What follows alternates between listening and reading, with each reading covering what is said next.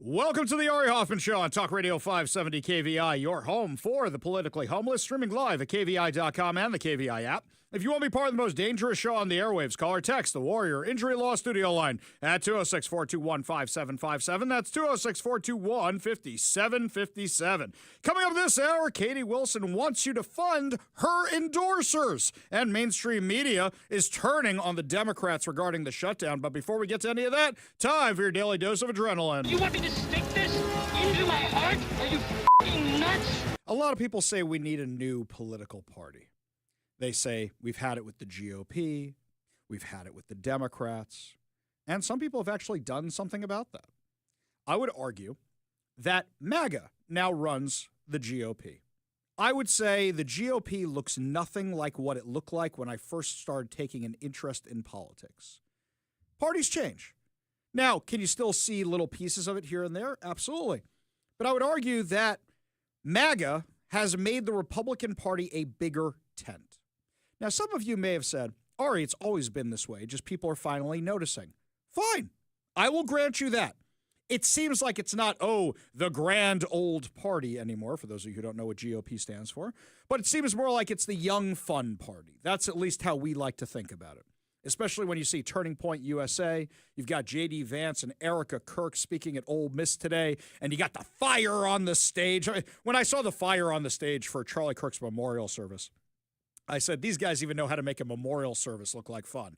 And that's a horrible way to phrase it, but it makes it look like it's engaging and exciting and you want to be part of it, and inspirational would probably be the better way to say it. Well, as my take was more like, they only know how to do an event one way. It's like, we had all this pyro, we may as well use it. Right. We've got the stage that we're using at AmFest. We have all this stuff, and this is the only stuff we have, so we may as well use it. That's kind of how it came across. It's like if you go to an AC/DC concert and they don't roll the cannons out or something. It's like, you've got it. You may as well use it. Yeah, but I'll say it worked. It worked because everybody goes, that was an amazing event. Even to watch on TV, it was an incredible event. The optics worked. I would like to put this out there when Big Mike's time comes at the end. I would like pyro as well. No pyro for you. I'm going to have the voice of Optimus Prime talking about you. You can get Peter Cullen to do that. I know he's not alive anymore, but they have AI versions of that. If you can get Darth Vader's voice and you can get all the Obi-Wan voices and you can do all that, I'm sure we could get a Peter Cullen to give your obituary. I'll stop you right there. Mr. Cullen is still very much alive. Oh, I thought he was dead. No. Shows what I know. He's very, very old, but he's still very, very alive. I apologize, sir. For now. The last person I did that to was the guy who played Q in James Bond. I'm like, that dude's dead, right? Yeah. Well, then he was after that. My bad. Sorry, Peter Cullen. That's totally my bad. I killed Q. Anyway, getting back to the thing at hand here. Parties change. And I would argue now that the GOP is seen as more fun, more open by a lot of people who looked at it as a bunch of old white guys. That just ain't the case. The Democrats keep trying to paint it that way, but that just ain't the case. What's happening in the Democrat Party? Well, the truth is the Democrat Party hasn't been the Democrat Party in years. It's moved more and more left. Somebody asked me a long time ago what I thought the difference between the Republicans and the Democrats were. And I said, the Republicans are more your dad, right? They're more, we're tough on national defense, and we want to make sure that we punish the criminals, and we don't want to pay a lot in taxes, and that's the Republican Party. And meanwhile, the Democrat Party is your mom. We want to take care of you. Yeah, we want you to be safe, but we want to take care of you and make sure you got all your food and make sure everything you got, the traditional nuclear family structure. That was the difference. Well, now it's the Democrat Party is, there's no such thing as a mom. There's no such thing as a dad. There's no such thing as a woman. There's no such thing as a man. You don't like me, you're racist. It's been that way for a while now.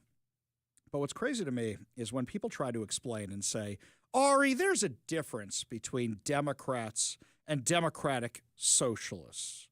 I say, really? What's the difference?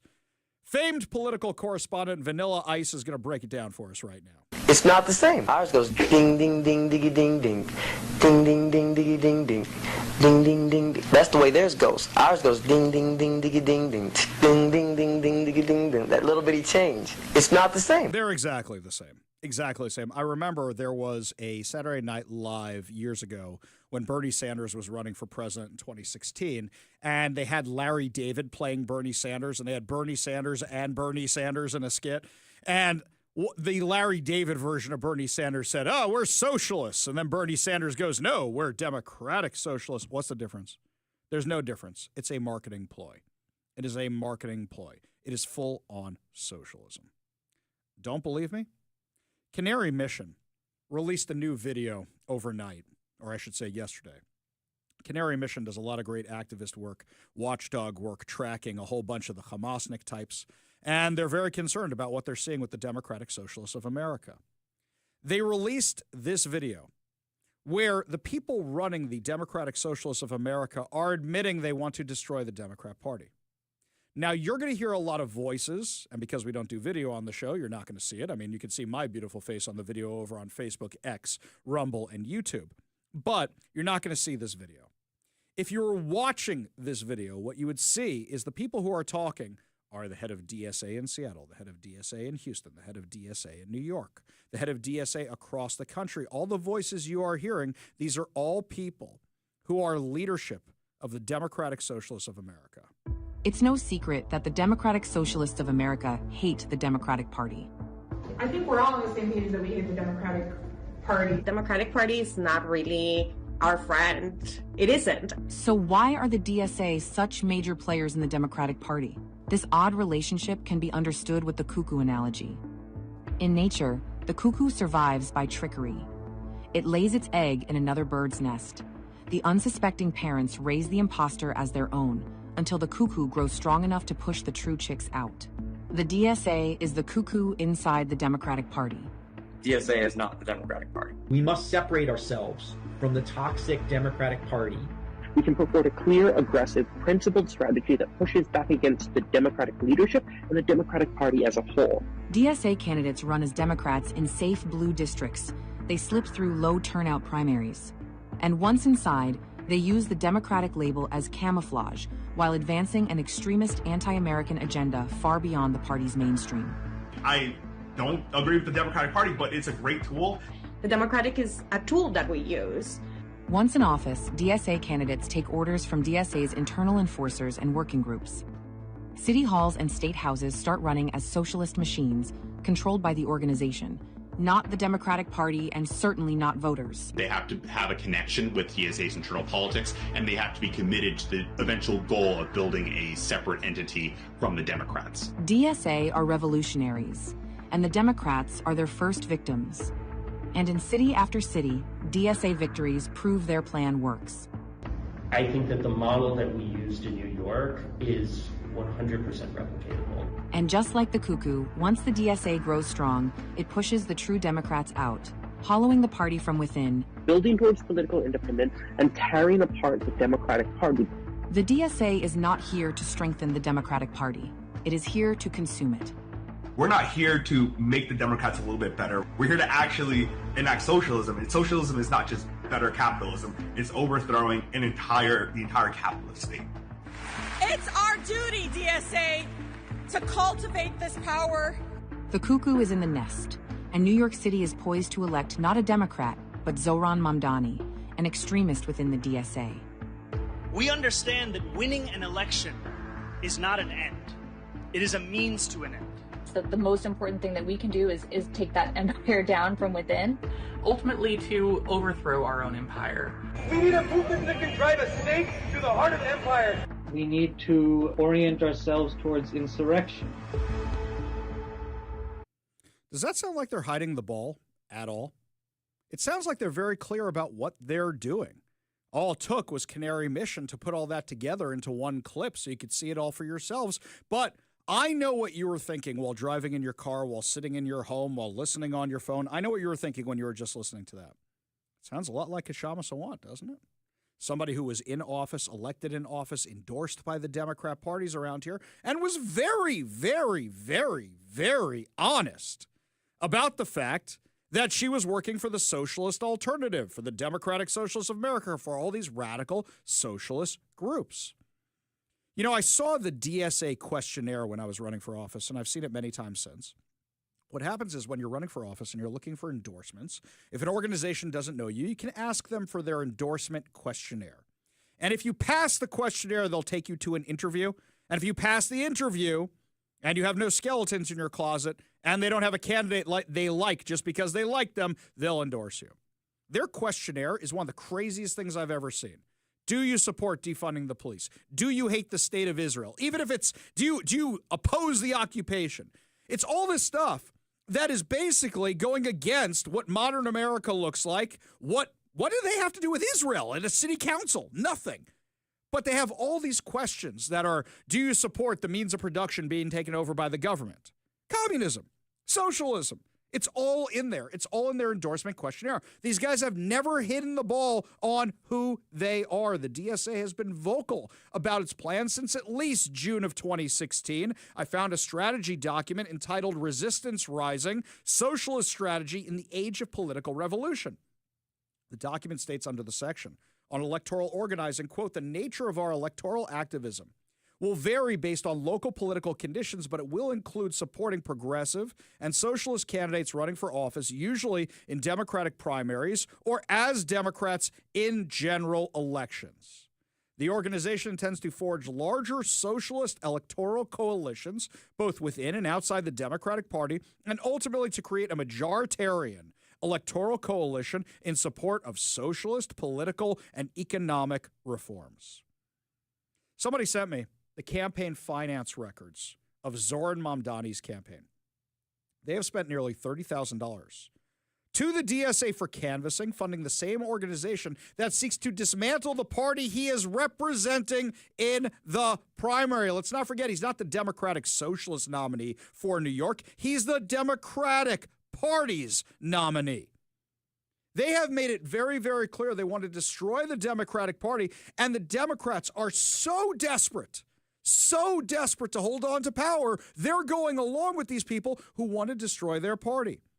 This was Sunday night, where thousands of people showed up to hear Bernie Sanders, AOC, and Zoran Mamdani in Queens, New York.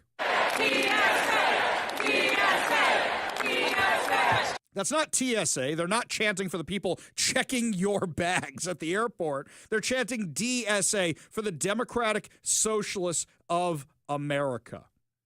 That's what they're chanting. And you have people who went there, like Kathy Hochul, the governor of New York, who's not a socialist, though she believes in socialist policies, so desperate to get reelected that she goes there to try and court them, even though they're booing her, even though they hate her. That's how desperate she is to stay the governor of New York. She's not going to have to just deal with Elise Stefanik. She's going to have to deal with a far-left challenger as well. That's how desperate they are to hold into power, that they've let the cuckoo in the nest. And we know the left is far-left cuckoo. That's a great analogy, by the way. Many of Mamdani's top campaign staffers come directly from DSA, including his campaign manager, El Bissard Church, a DSA organizer. Field director Tasha Van Oken, who's also affiliated with DSA, was profiled in City and State magazine for building a 50,000-strong volunteer army from socialist and activist circles. Democrats who once condemned DSA's actions are now endorsing its candidates. Do you remember on October 7th, there was a rally in Manhattan in Times Square for Hamas against Israel? Hamas was still killing people in Israel while this was going on. It was organized by the DSA. Activists burned Israeli flags, waved swastikas while shouting in support of the resistance. At the time, Hakeem Jeffries condemned it. Kathy Hochul condemned it. Jerry Nadler condemned it. And now all of them are backing Zoran Mamdani. The same people. Zoran Mamdani was probably at that thing because that's who he was organizing with. Pramila Jayapal, Bernie Sanders, AOC, Elizabeth Warren. Now they're all backing Zoran Mamdani. Some of them, like Jayapal, like Rashida Tlaib, like Ilhan Omar, this is what they believed in the whole time. But this is how you destroy America from within. Now, Andrew Cuomo is desperate to get elected. But even a broken clock is right twice a day. And he recognizes what's going on inside the Democratic Party. This is what he told Fox News. The truth is there's a quiet civil war going on in the Democratic Party right now. You have an extreme left, radical left. Bernie Sanders, AOC, Mamdani is just the banner carrier for that movement. versus the mainstream moderate Democrats. They now call me moderate. They used to call me liberal. Now I'm a moderate because the whole party shifted. And that's what this election is about. It is that civil war. I believe that far left will destroy the Democratic Party. I believe it will destroy the Democratic Party nationwide if that far left becomes dominant. I believe it's already happening. I think one of the reasons the Republicans won the election is because the left had gotten so crazy with this nonsense that a lot of the normies said, I'm not voting for them. I'm going to vote for Trump. At least I know what I'm getting with Donald Trump. When he talks about a civil war, this has come up before. I always say, I'm glad my side's the one with the guns. But you know what? The truth is, we're not the only ones who buy guns. You know what the John Brown Gun Club is? They're basically Antifa's guns. The people you saw wandering around the autonomous zone and such. There are people on the left who have guns. There are a lot of people on the left with guns. Podcaster Jennifer Welch on Monday, she's a progressive podcaster with a big audience, is literally saying that people need in the Democrat Party to jump on board with calling for conservatives to be killed. I apologize for the language in advance. Finally, if you think this Zoran thing is happening just in New York and you think people are waking up only in New York City, you're mistaken. Look at this clip of a wine mom at the No Kings March. Play the clip. Whatever his name was? Charlie Kirk, ma'am? Yeah, him is horrible. Horrible. Charlie Kirk is horrible? Yes, I'm glad he's not here. You're glad he's dead? Yes. Why would you say something like that, ma'am? Because he was horrible on the campuses, the college campuses. Horrible person. You know what? I do the exact same thing. Well, would you be glad if I would die? Maybe. I'd have to think about it. You should be ashamed of yourself. You should be ashamed of yourself. Your friend just said she'd be happy if I died. I think we need to... So listen up, Democratic establishment. You can either jump on board with this shit, or we're coming after you in the same way that we come after MAGA. Period. Stop taking AIPAC money. Go on an I'm sorry I took AIPAC money atonement tour if you want to stay in power. Stop missing out on these big rallies. Hakeem and Chuck should have been front and center introducing the next mayor of New York City, but no, they wouldn't show up because they're p***s. They're p***s that are beholden to the same corporations that that helped Donald Trump get elected. And this is just an embarrassment. Kudos to Bernie, to AOC, to Zoran. And that woman out in somewhere middle America saying, Charlie Kirk, he was a racist, he was a piece of shit. There are so many more of us than there are of them. And these Democrats that continue to play patty cake with corporations and lobbyists, nobody wants that. Nobody wants you. We want politicians to speak freely and look at what the benefit is. That's what they want. They want political violence. They want to overthrow the Democratic Party. Right now, I'm going to talk to our Democrat listeners because I know you're out there and I know you disagree with me a lot. Are you on board with this? Are you on board with the Democratic Socialists of America? I bet if you're listening to this show, you're not. I bet you're not. I bet you're a common sense person who says, I like Ari Hoffman because I like the local stuff. And when he talks about Trump, I listen until I can't, right? Is that a good assessment? I know some of my Democrat friends have told me that, by the way. They say, Ari, we love your show. We listen until we can't. It's when you start talking about Trump. Guys, there's more that you and I agree on. And I'm not telling you have to vote for Trump for tomorrow. But you realize how far the Democrat Party has gone? Anybody I know who identifies as an independent, they're just trying to say they're not a Democrat. I don't know anybody else who does that. I don't know any actual independent. I've never met an actual independent. But I'll tell you this, my friends. The Democrat Party isn't the Democrat Party. And for that matter, the Republican Party isn't the Republican Party anymore. But continuing to say you're a Democrat, when the Democratic Socialists have taken over your party, just look at Seattle. Who do we have around here? Pramila Jayapal. Kshama Sawant's running for office. Teresa Mosqueda. These are all people who openly identify as members of the Democratic Socialists. Katie Wilson. Are you surprised by any of this? This is the game plan, and it's been tried here in Seattle. It's been tried in King County. It's been tried here in Washington State, and it has worked. And it has worked. Realize now, if you vote for somebody other than the Democrat, you're voting against the Democratic Socialists of America. And that's what you need to do if you want to keep this state, this city, this county, this country on track. Because they have made no secret about the fact that they want to destroy the empire. And I'm not talking about the one in Star Wars with Darth Vader and the Emperor. They consider the empire the United States of America. Do you want to vote to destroy the United States of America? Because if so, keep voting for DSA, because that's exactly what they want. But if you've had enough and you say, I want a little bit more normal in my life, it's time to stop voting blue no matter who. Because odds are you're going to end up with a lot of these Democratic socialists, and they ain't actually blue. They're red, and not Republican red, commie red.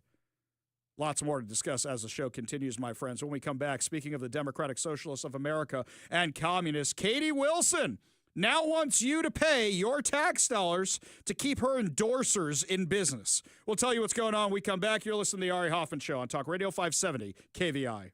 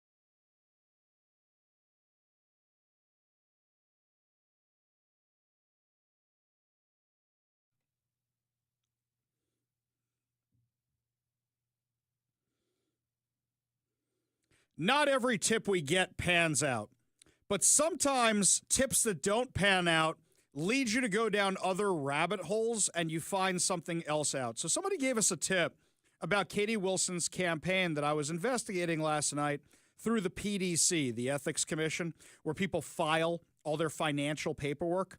And though I didn't find what I was looking for, I found something else. And I replied to my source. I'm like, yo, you're not going to believe what I found. Now, we covered a while ago that Seattle's socialist mayoral candidate Katie Wilson has raised concerns because what she wants to do is tax you with property taxes, capital gains taxes, to subsidize far-left failing media outlets that, turns out, endorsed her and employ her. Recently, she was on the Mostly Economics podcast. She promoted a proposal she called News Notes, a taxpayer-funded voucher program that would give every Seattle resident $100 to donate to local outlets to save failing outlets from the free market. So basically, she is taking the failed democracy voucher program, which has failed by every single metric around here, where they hit you with property taxes so they can give you vouchers to give to political candidates, and it's gotten less popular over time. They have that, and she wants to do that for media. You know, lady, the free market already took care of these outlets. If people wanted them, they'd be in better shape. You want an example? Let's do this. NPR. NPR here in Seattle, people like the NPR in Seattle. So when the government cut the funding for them, they said, we're going to up our membership. We're going to up our subscriptions, and it's doing just fine. The outlet she's talking about, The Stranger, The Urbanist, they're glorified blogs at this point because they had to lay off so much staff and stop printing. So, turns out Katie Wilson was working for some of these outlets.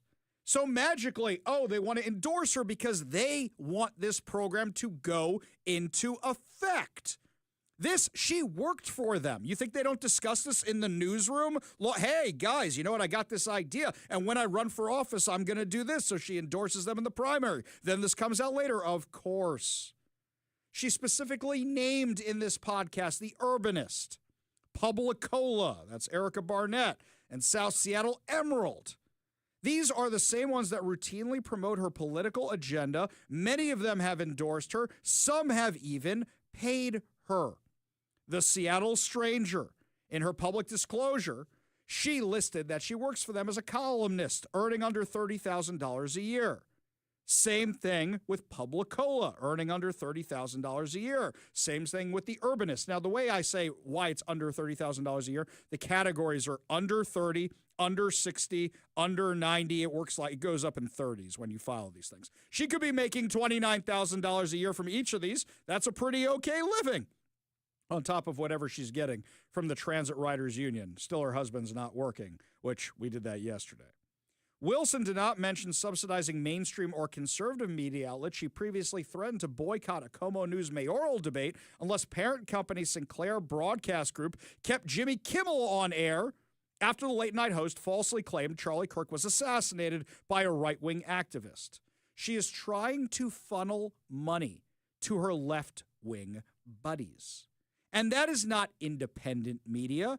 That is government-sponsored, government-controlled media. Because why would those outlets ever report anything bad about Katie Wilson or the Seattle government if they're getting money from them? We had this exact same complaint down in Olympia when they started offering grants for smaller outlets to go cover what's going on in the Washington state legislature. And they've got these paid interns running around writing puff pieces based on press releases to keep the people who fund them happy. This is how the grift works. After the election, we'll pay you off. Just write nice things about us.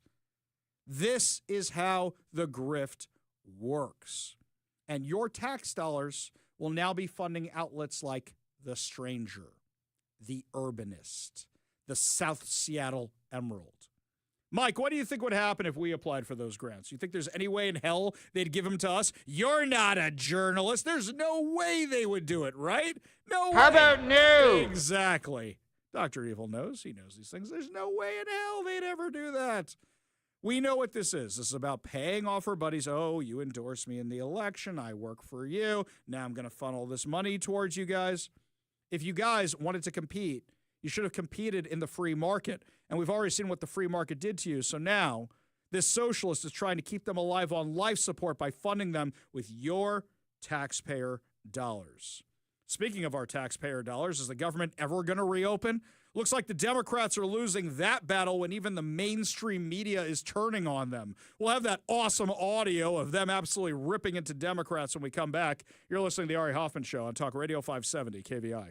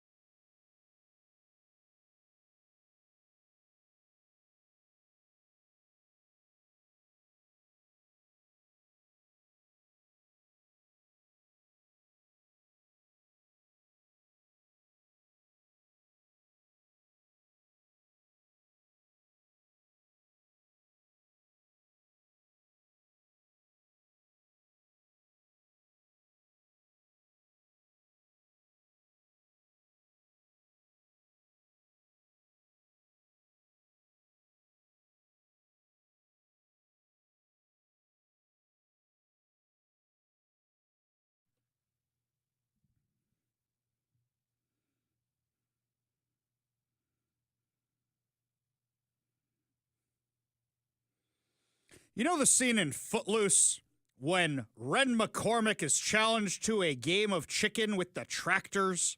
And he's heading right towards the bad guy in the truck. I don't remember what, the guy who beats up his girlfriend, right? And they're heading towards each other. And it's basically who's going to turn first, and Ren McCormick's shoelace gets caught on the thing. You know what? Maybe that's not the best analogy. You know why? Because he wanted to jump off the tractor and he couldn't because his shoelace was caught. All right, how about the movie Gleaming the Cube? with Christian Slater. Mike's like, yeah, that's a throwback. When you have Tony Hawk driving the Pizza Hut delivery truck towards the bad guys in the stolen police car. And the camera zooms in on the truck, and it's going. And then it zooms in on the police car where the random dude is driving the thing. And then it zooms in on Tony Hawk, and he's solid. He's not budging. And then the police car flips a U-ey and runs away. That's what we're watching right now with the Democratic shutdown. Because what's happening is the Democrats are losing in the polls. As we discussed yesterday, the polls are going down for the Democrats, and now they've lost the media. Man, I was loving flipping between channels this morning because all you were seeing were Democrats getting beaten up on TV by the media about the shutdown. Why don't you just reopen the government? Why don't you just reopen the government? And it wasn't Fox News, and it wasn't Newsmax. This was Senator Peter Welch getting called out on CNBC.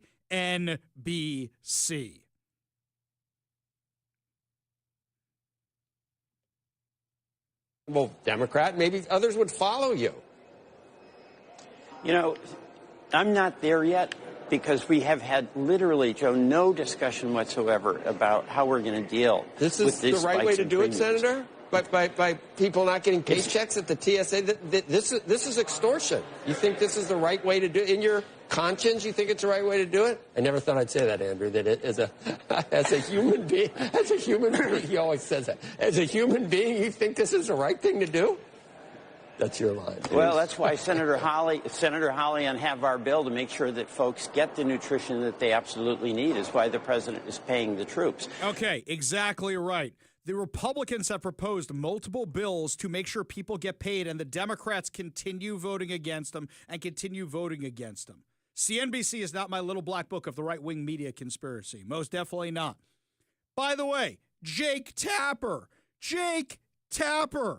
was calling out Representative Melanie Stansbury. That's how bad this is getting. Should the Democratic senators from New Mexico, your home state, vote to open the government so that these SNAP funds are not at risk? Let me be clear. The administration is choosing to starve American children with money that they already have appropriated. I'm not applauding their tactics. By the White House. Well, this is a choice by the White House. This they is are also, choosing Congresswoman, to this cut is off also a food choice assistance. by Senate Democrats No, to not it is vote not. to open the government. Yes, it is. I understand why they're doing it. They're doing it because they want Medicaid funds restored. They're doing it because they want Obamacare premiums to be extended past the end of the year. I understand the reasoning. Sir, let me just be clear. The money for contingency plans is sitting there. That is why the states are suing. The White House is withholding funds from 2 to 3 children weeks worth to of have SNAP funds. food. Yeah. Yeah, well, it may not be a big deal to you, but let me It is tell a you big that deal to for me. the grandparents, for It is a big grandparents deal to that me. literally are feeding their children, My point to is that not it's a have short-term money solution. in those accounts. It's It a doesn't short-term. matter. At the end of the day, people need to be able to feed their families, and Saturday is when those funds If you run feel out, so and we are strongly, fighting Congresswoman, to get why that not funding. ask the Senate Democrats from New Mexico to vote to open the government so that the SNAP funds... Sir, I am here in the House of Representatives. It is shut down. I am fighting to get the government reopened. I am fighting to get funding put back into SNAP that is already existent, and I am fighting for the American people. I am here. But show me a single Republican that is here. Not a single one is here to make sure that Americans are fed on Saturday. That is why I am here. Okay, that's nonsense. The Republicans are there because they're right down the hall doing interviews with Fox or whoever else. But Jake Tapper, when you've lost CNN, when you've lost CNBC, you have lost the battle. In fact, Mike Johnson just destroyed the Democrats today, showing how this is all their fault and all things Republicans have tried to do to pay everybody. Democrats are still out trying to convince you that this is somehow Republicans' fault. But the facts are the facts, and the American people can see that very clearly. They see the truth. We brought you a handy scorecard here so you can, follow the votes. I mean, this is very simple. The votes to pay the troops and federal workers and continue SNAP benefits and get air traffic controllers and Border Patrol agents paid. This is the vote tally. You see the dates here. The House did our work back on September 19th, and we voted, Republicans voted yes. Democrats voted no on all those things. And the Senate has now done it an additional 13 times. These are the votes. No one can say that this is in any way the fault of Republicans. We have a clean, simple bill, and everybody knows it.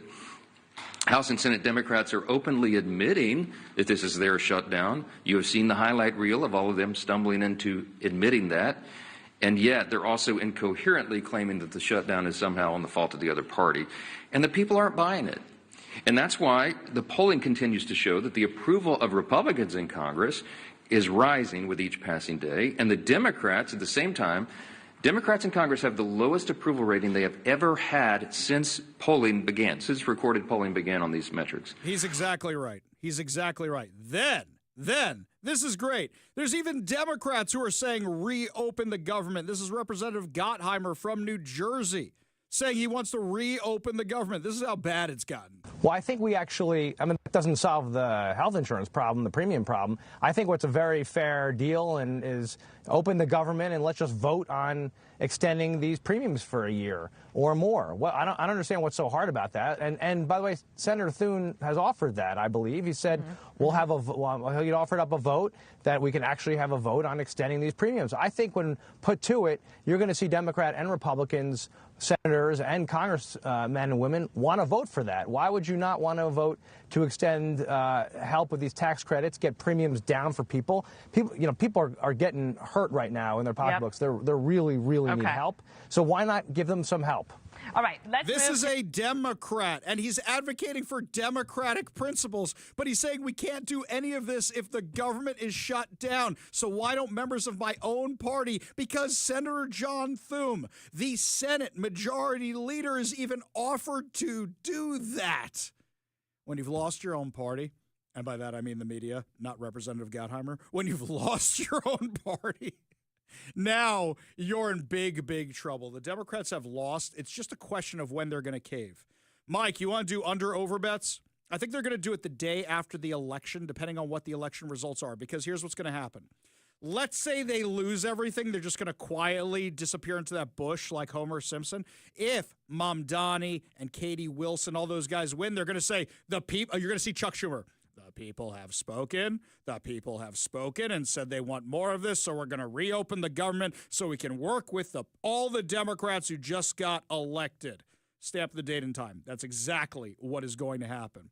When we come back, my friends, a voice from the past who used to be a TV media pundit for the left comes back just to call Republicans names, which is beyond crazy. He's calling Megyn Kelly trans. We'll have the details for you when we come back. You're listening to the Ari Hoffman Show on Talk Radio 570 KVI.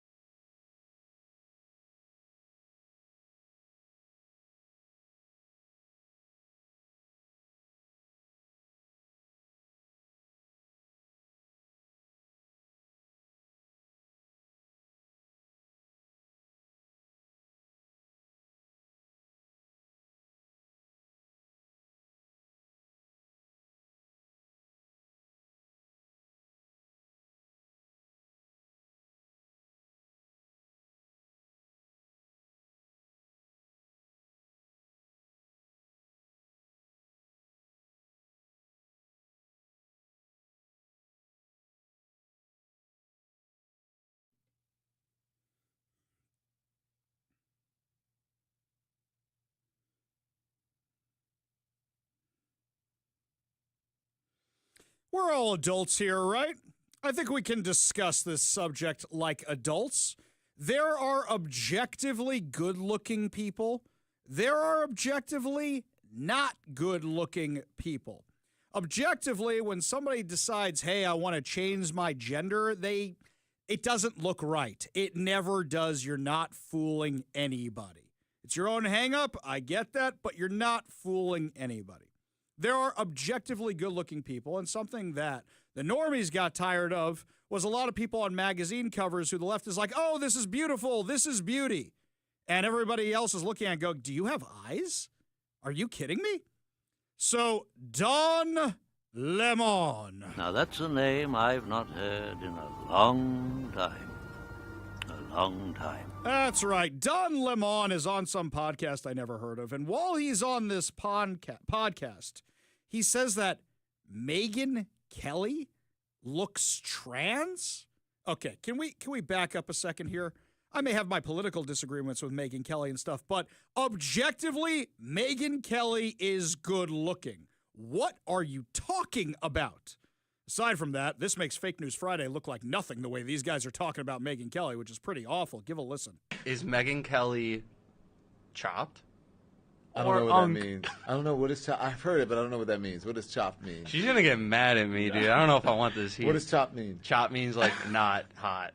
Yeah, she's chopped. I don't know, the whole MAGA look. It's all the MAGA ladies. Too They much. look kind of looks like a Barbie doll covered in, like, WD-40. I think she looks trans. I'm sorry, what? Objectively speaking, whether you agree or disagree with the politics, what are you talking about? Look, if you look at the different networks for a second, let's just look at the networks for a minute, okay? Let's see. Over on Fox, you've got Kayleigh McEnany, and over on MSNBC, you've got Rachel Maddow. Can we be real about this for a second? It's not the blonde thing. It's just what's objectively good looking, what's not. You guys really want to have this conversation and say that the people on the right aren't good looking? This is how low we have sunk. This is what we are doing. We're mad at somebody's political opinion, so we're going to criticize their looks. You know, I took debate. I took speech classes. And you know what they teach you when you lose your temper, when you start calling people's names, when you start personally attacking them? You have lost the argument because you have no arguments at all, and that's what you resort to. I forgot Don Lemon was even in existence anymore. He's so irrelevant.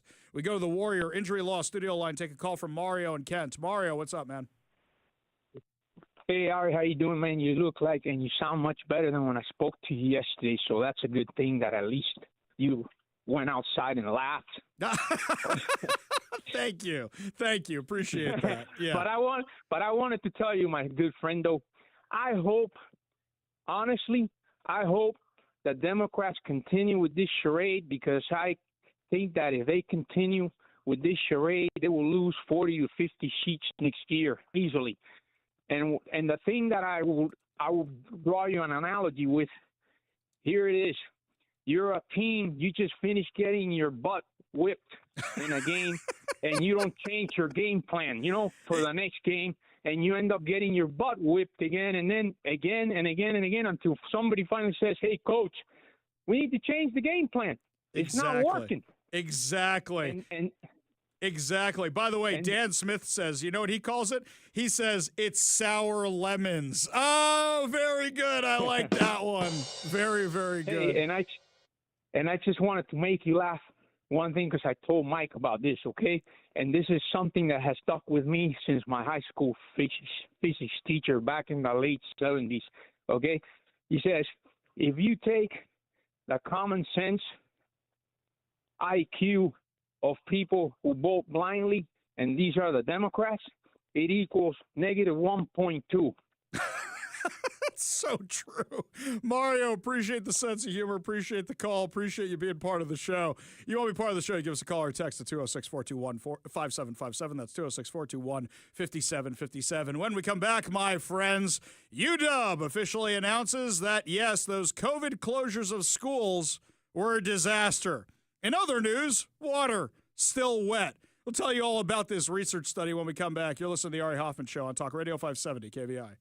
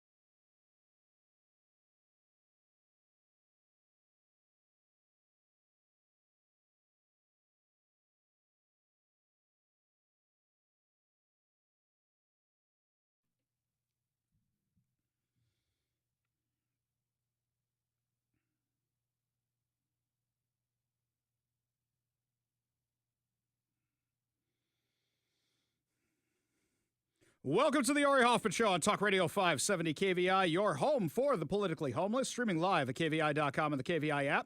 If you want to be part of the most dangerous show on the airwaves, call or text the Warrior Injury Law Studio line at 206-421-5757. That's 206-421-5757. Coming up this hour, it turns out that left-wing media is allying with right-wing media regarding the Charlie Kirk trial. We'll tell you what's going on, but before we get to any of that, we go to the Warrior Injury Law Studio line, take a call from Lisa in Everett, who I think wants to weigh in on our previous segment about whether or not Megyn Kelly is good-looking. I'm glad I have a female perspective on this, Lisa. What's going on? Okay, I remember I used to go visit my dad, around 80, and he would joke to me about I think it's Austin Cunningham's video, The Girls on Fox News. The Girls on Fox News? I don't know this one. Maybe Mike knows this one. Okay. Oh, my gosh. You have got to see it and listen to it because it talks about this one? I think Mike's playing it right now. Conservatives knew what life's about. Then I started leaving the Fox News channel on. If that's the face of the right, I'll tell the left so long. Oh, I want a girl like the girls on Fox News. Everyone is beautiful, anyone you choose. Whoever does the hiring knows how to light my fuse. I want a girl like the girls on Fox News. Is that what you're talking about, Lisa? Yes, and it lists a whole bunch of the newscasters that are on there. I and got they're you. all gorgeous. You got to see it. Well, I'd say something else. Here we go. I'm about to be the feminist in the room for a second, Lisa. Okay, I will watch this later. I think Mike just sent me an email with it. I will say this to be the feminist in the room. It's one thing if you're good looking. It's another thing if you're good looking and you're brilliant.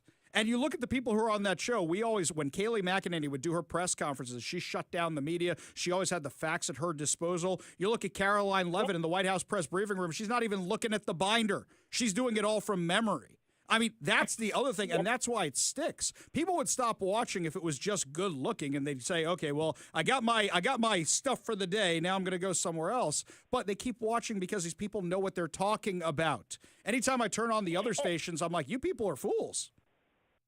That's exactly right, and that's what the song says. Is like not only are they gorgeous, but man, they know their stuff. That's great. It's hilarious song, and it just chuckles when I remember my dad just getting such a kick out of it. But yeah, it's a hilarious song, so you got to see it. I like that. Now, Lisa, I need you to hang on the line for a second because we have some off-color texts, and you need to tell me if they're funny or not. I need the women's opinion so I get the seal of approval so I don't get in trouble, especially with my wife. You cool with that? I'm fine. Okay, here we go. This one's from Ted.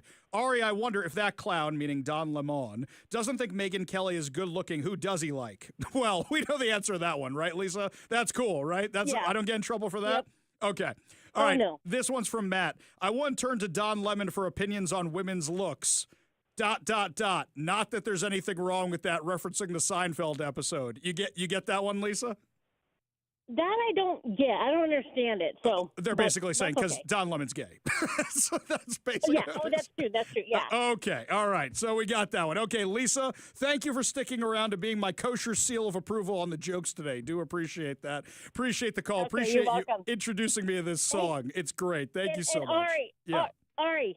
Yeah. I am so thankful to hear your perspective on all the Jewish stuff. I pray for your country and all your people, and I'm one of the people that are totally with you, and I'm glad to hear the strength of Israel. That warms my heart to say, but you know what, Lisa? I got two countries, right? I got my homeland and I got my homeland. You know what I'm saying?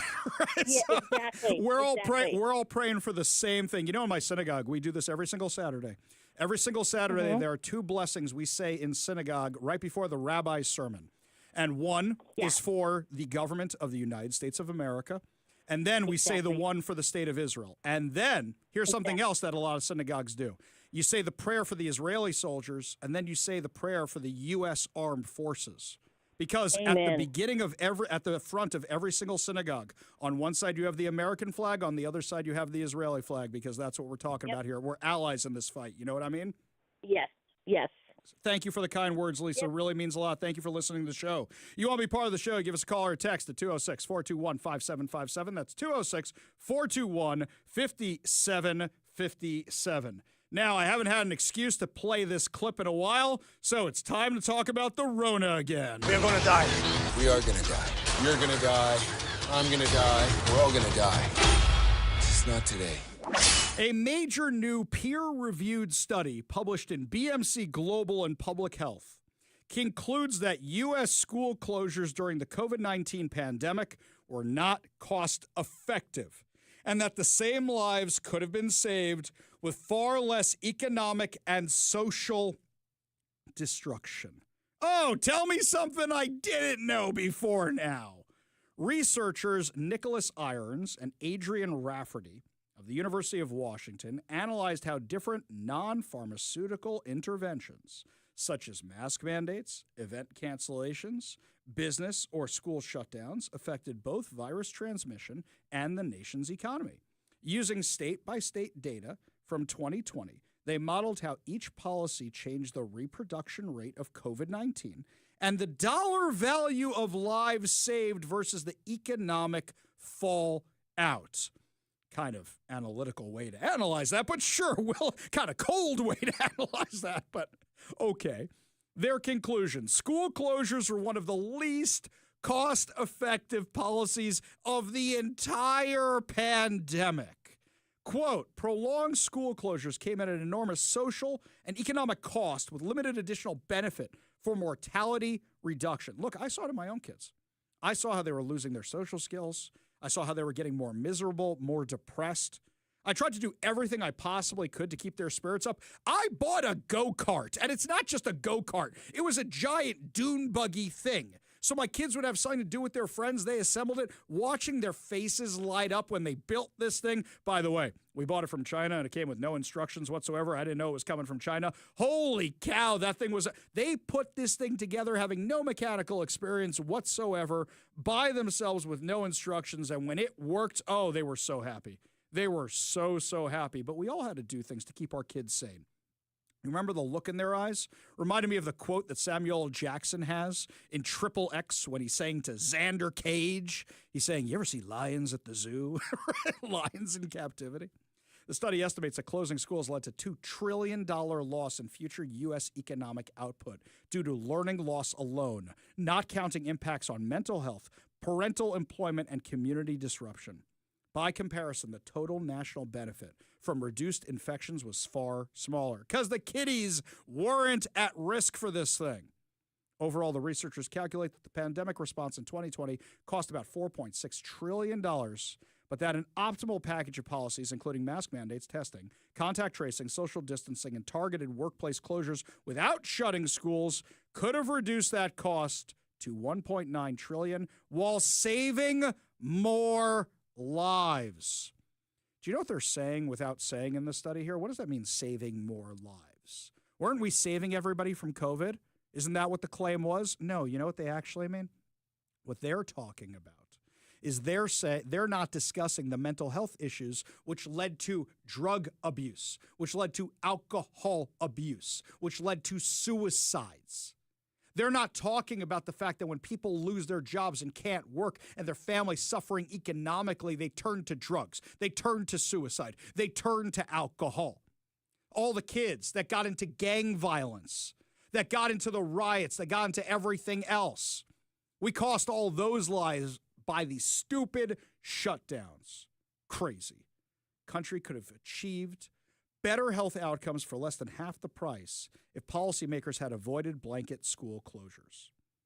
Do you remember the school closures that came after that? Oh, some kid has COVID. We got to shut down the whole school. Some teacher has COVID. We got to shut back to remote learning. By the way, I don't like this new business they're doing with snow days. So there's a new thing with snow days. They're saying, well, if there's a weather disaster, we can still teach you from home in Zoom. Just give the kids the day off.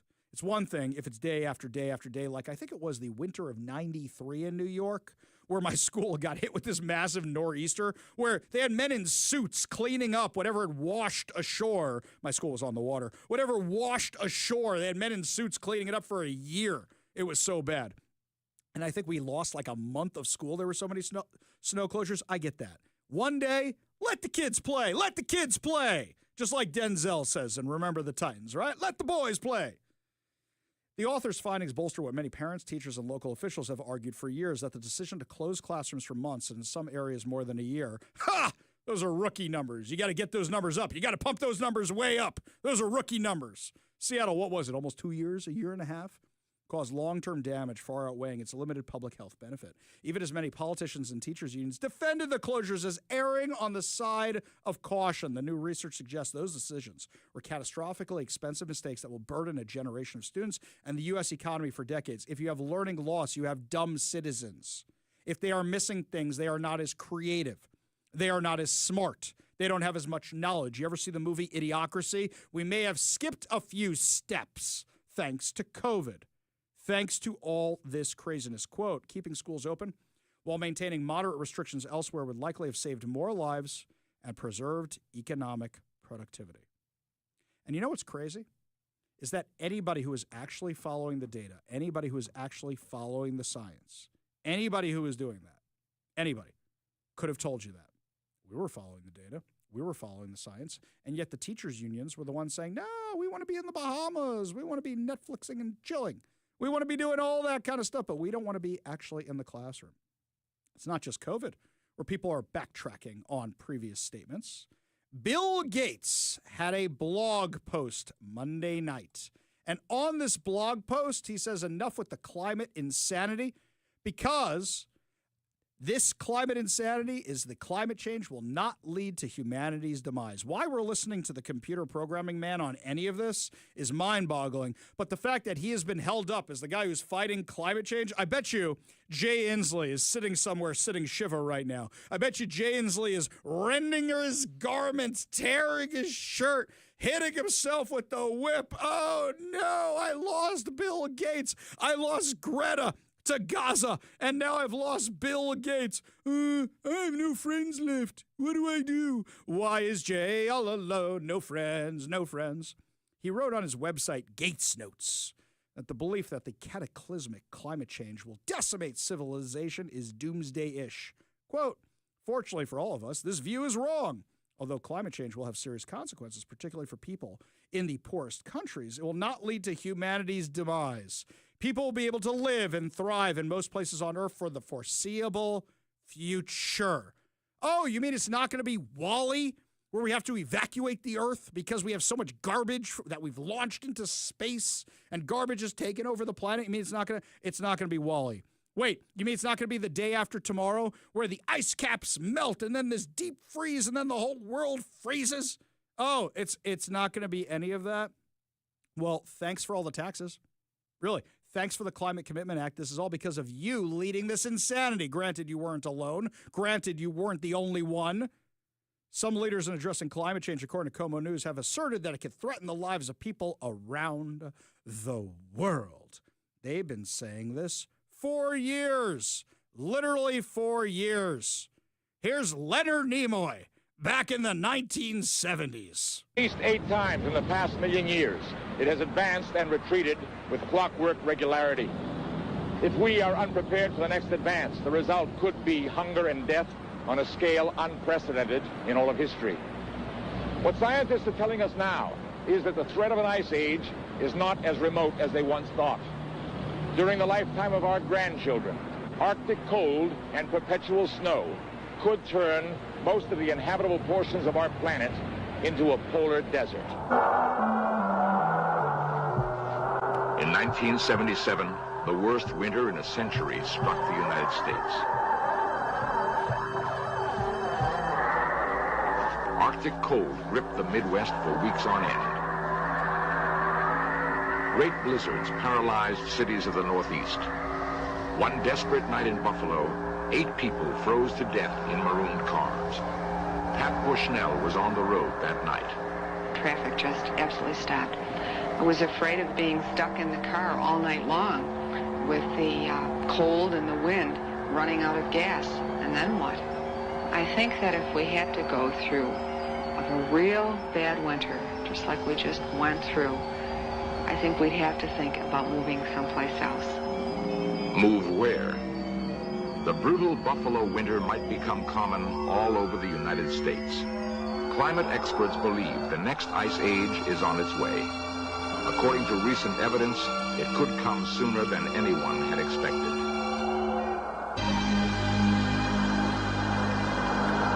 We're all going to die. We're all going to die. That's it. Leonard Nimoy, Spock said so. We're all going to die. Yes, I know that show was meant to scare the bejesus out of everybody, but at the same time, this is the stuff they've been peddling for years. You know, humans, we're adaptable. We fix things. Let's look at New Orleans for a minute. Why'd the levees fail? Because people hadn't done what it took to actually make sure those things had stayed in the good shape. They were being warned for years and years and years and years and years before Katrina that they were having problems with the levee system. The Army Corps of Engineers warned about it, but we are good at adapting to live in weird places.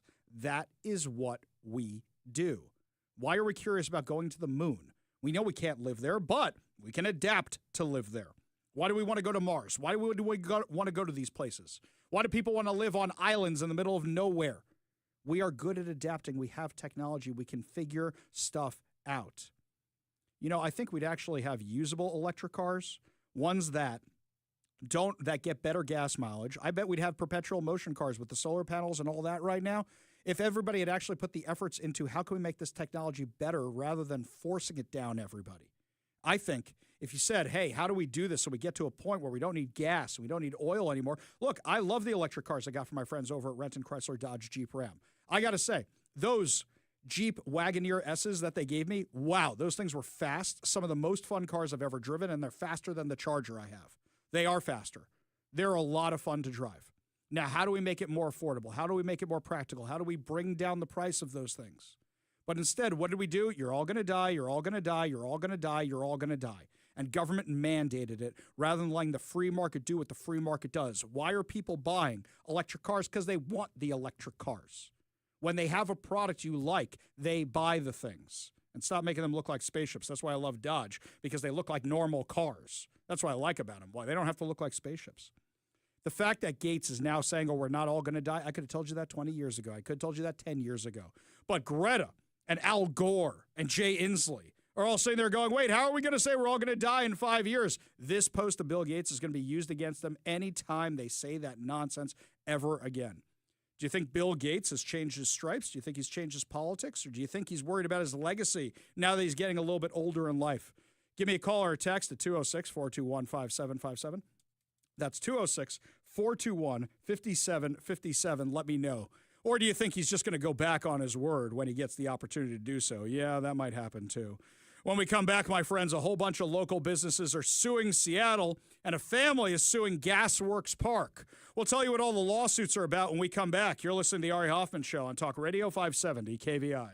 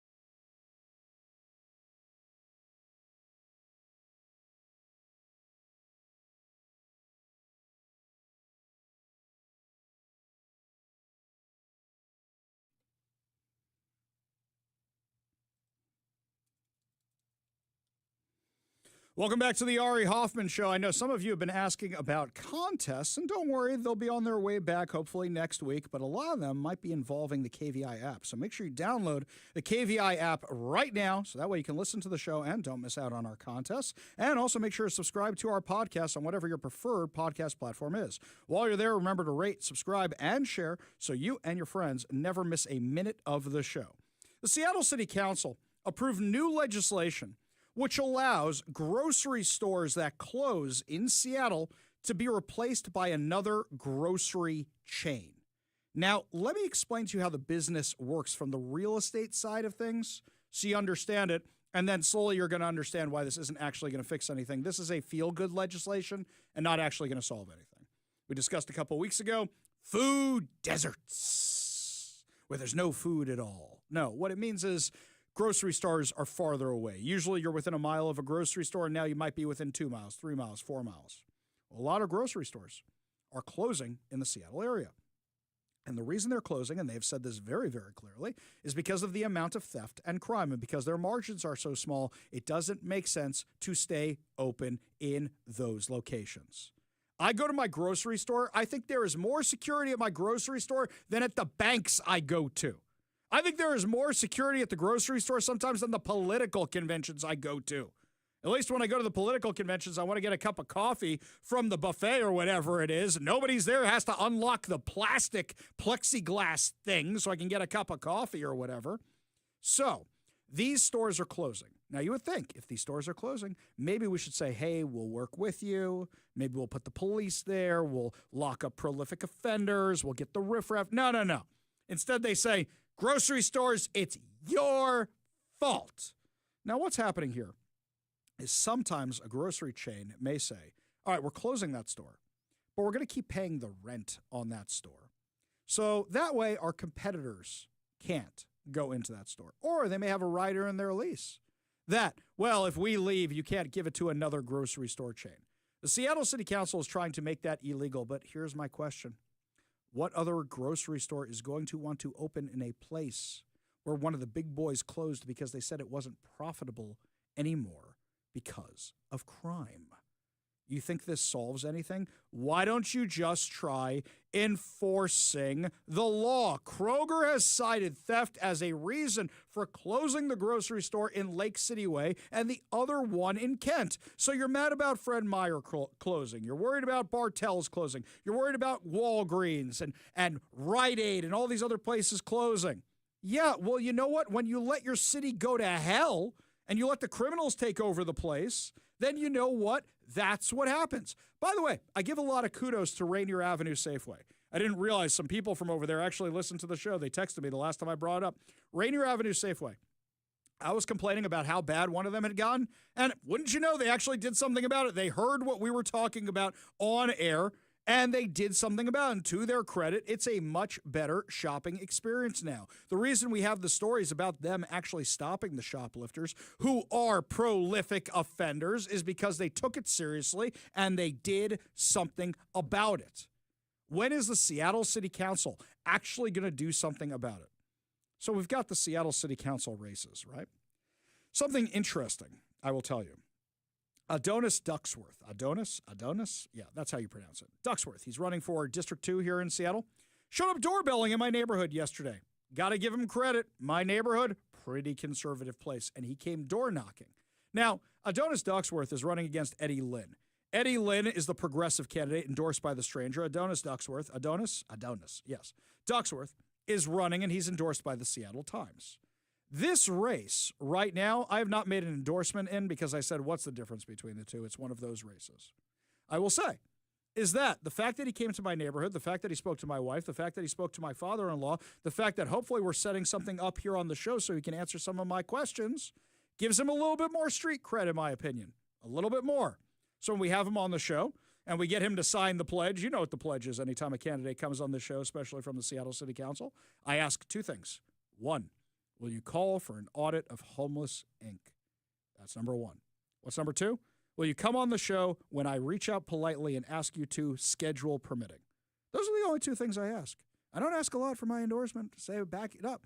That's all we want. Homeless Inc. is funding the problems you're having in the grocery stores. Why? Because they are funding the prolific offenders. They are funding the drug addicts. They are taxpayer-funded drug addicts on the streets who are creating the food desert. So hopefully we're going to have Adonis Ducksworth on the show so we can talk to him about all this. I look forward to that. Got his business card, got his phone number, left it with my wife. Happy to have that conversation. Hopefully we'll be having him on the show before Election Day so we can have that conversation. Meanwhile, an owner of a struggling shopping center in Seattle's Little Saigon neighborhood is suing Seattle after a deal to transform the mall fell through, according to the Seattle Times. In a lawsuit filed in August, Dennis L. Chin, whose family owns Asian Plaza on Jackson Street, blames the multi-million-dollar deal's failure on Seattle's homeless policy and allegedly its lax law enforcement. He's looking for $30 million in damages. He claims the city of Seattle pushed homelessness into Little Saigon on purpose and allowed drug use and crime to proliferate there, causing his tenants to flee and rendering the property unmarketable. He's 100% right. When they opened the Navigation Center in Chinatown, which is basically, come here and do drugs, come here and get drug paraphernalia, come here and be homeless, that's exactly what happened.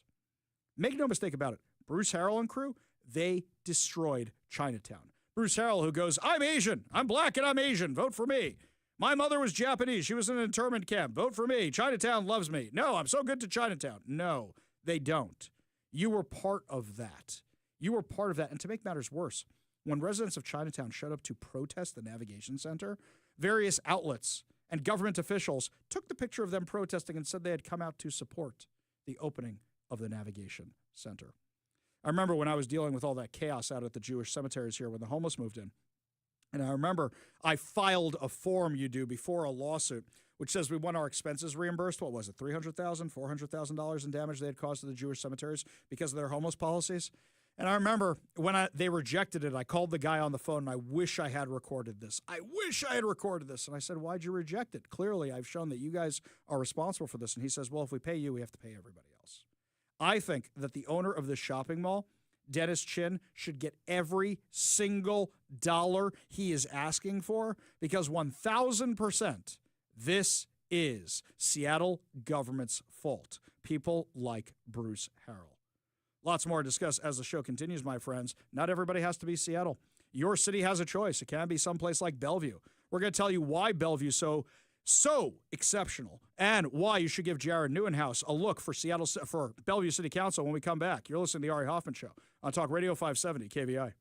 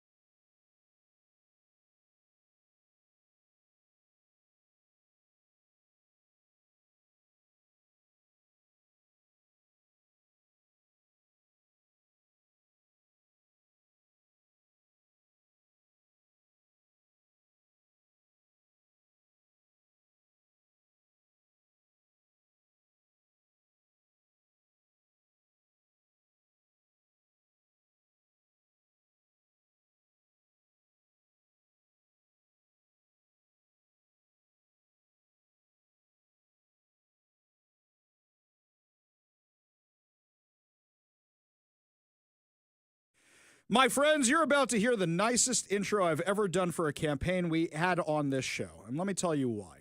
A lot of campaigns, a lot of people who are running for office, I'm friends with them, sure. But there's not a lot that I have had scotch with. And I have scotch with a lot of people. Then there's a smaller number of people that I would trust my life to. Then there's an even smaller number of people I would trust my kid's life to. And I'll tell you is that person is Jared Neuenhuis, who's running for city council in Bellevue because he's done such a great job over in Bellevue. And I'll tell you, this is a person who has become a close friend of mine. We talk even when it's not about political stuff. And this is somebody who deserves your vote no matter who he's running against. I have done no research into the other side of this. I am freely admitting this. I've done no research into the other candidate because I like Councilmember Jared Neuenhuis so much, and we've become such good friends. He's one of the first interviews I did when I got the job here at KVI. Joining us now on the Warrior Injury Law Studio line, Councilmember for Bellevue, running for re-elect, Deputy Mayor of Bellevue, Councilmember Jared Neuenhuis. Thank you so much for being with us today. Larry, thank you so much, and thank you for the kind words. Really appreciate it. Oh, I meant every single one of them. So now that I got all the good stuff out of the way, let's do this. Yeah. You're running for re-election, and when you run for re-election, you're looking for the things you haven't done yet. So let's start with the hard question. Is there something you wanted to accomplish that you haven't been able to do so yet that's on your agenda for the next time around? Well, you know, with a lot of these issues, they're continuing, right? Like, look at my track record on public safety. You know, I was advocating and fully funding our law enforcement here in Bellevue when it was fashionable to defund or reimagine police departments. I just recently passed an ordinance. I'm not sure you heard about it, but I just passed an ordinance that puts more teeth into retail theft in Bellevue. So now, if you are caught in Bellevue for a third time committing retail theft, there is a mandatory sentence of 30 days, period. And it doesn't matter if the first two times you did retail theft in Walla Walla or in Spokane. If you do that third time in Bellevue, sorry, you're going to jail for 30 days. And it's the number one issue time and time again with residents. And, you know, that's who I report to. That's who my boss is, right? And too often people are like, oh, Bellevue's safe. And Bellevue is very safe. But on retail theft, it's the only category that continues to go up. And if it can happen in Redmond, for example, that closed one of their Kroger grocery stores because of retail theft getting out of control, it can also happen in Bellevue. And I want Bellevue to remain not only a safe place, but a place that you want to do business. I want to invite all the small businesses, the restaurants, the grocery stores, as well as the tech companies to come to Bellevue and thrive in Bellevue. Obviously, housing is still a big issue. Want to continue to do good work there and create more options for people. Too often we focus so much on that, 0 to 30% AMI levels for housing, which is very hard to create. But we just need more housing. Period. We need more options for people who want to live and work in our city, and that's really what will be sustainable in the long time and will bring down prices.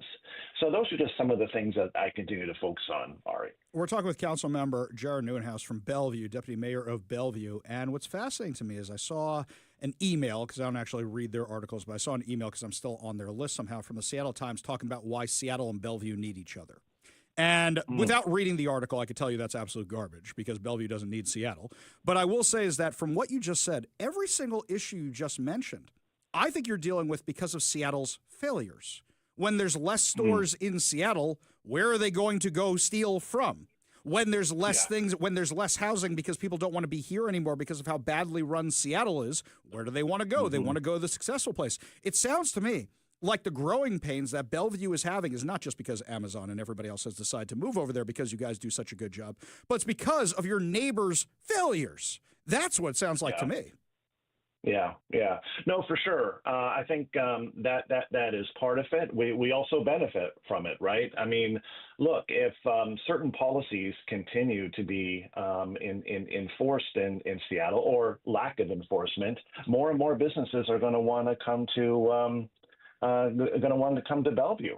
And if certain people are elected in Seattle, I know for a fact that more companies, more businesses, more people will be looking to move across the lake.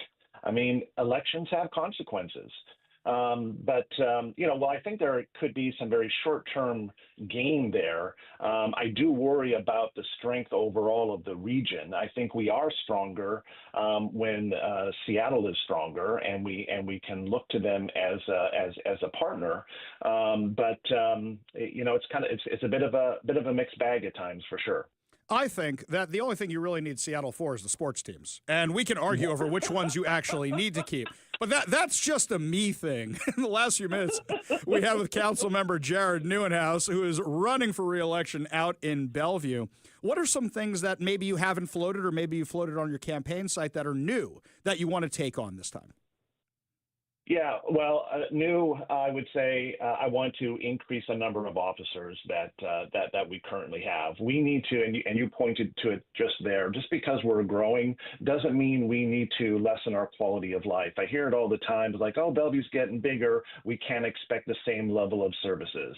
I just reject that. I think we can maintain our quality of life. I think we can maintain our standards in terms of policing, in terms of protecting our single-family neighborhoods, in terms of protecting our strong schools. All those things are still on the table and something that we need to fund and make sure that they continue to be at that high level.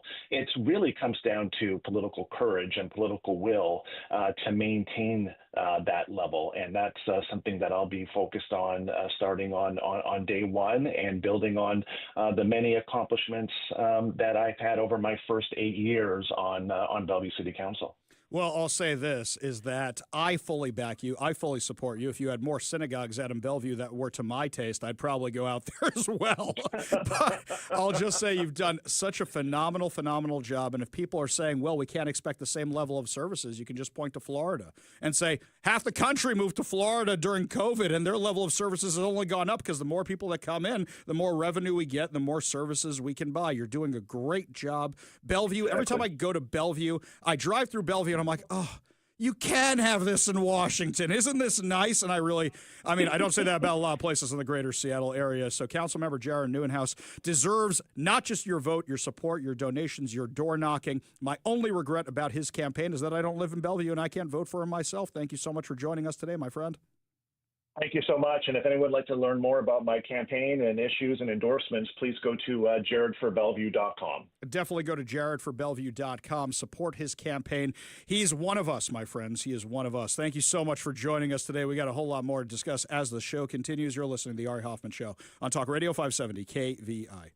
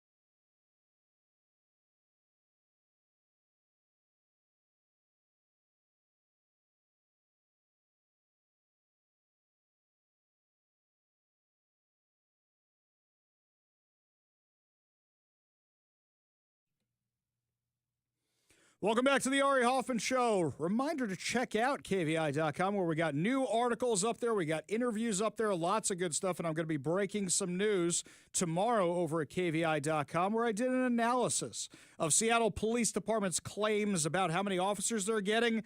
Not exactly what they claim. We'll have the real numbers for you, so make sure you check out KVI.com. While you're there, sign up to become a KVI Insider. You'll see it right there on the side, so that way you get all our emails about all our upcoming events and more. We go to the Warrior Injury Law studio line. Take a call from Ron in Tacoma. Ron, what's up, man? I'm a little bit confused. Now, here we go again. I just open up the news, and what do I find? I find that Trump is being sued because he's not funding the SNAP program. And miscellaneous things like that. Now, maybe you could explain to me. I know in the United States we used to have cause. There had to be some reason that you were bringing things to court, and it seems to me that the Democrat Party is bringing everything to court. I don't even know why we have politicians. Why don't we just have lawsuits and judges? Well, hang on a second. Let's stop right there. I need to correct a little misinformation there, Ron.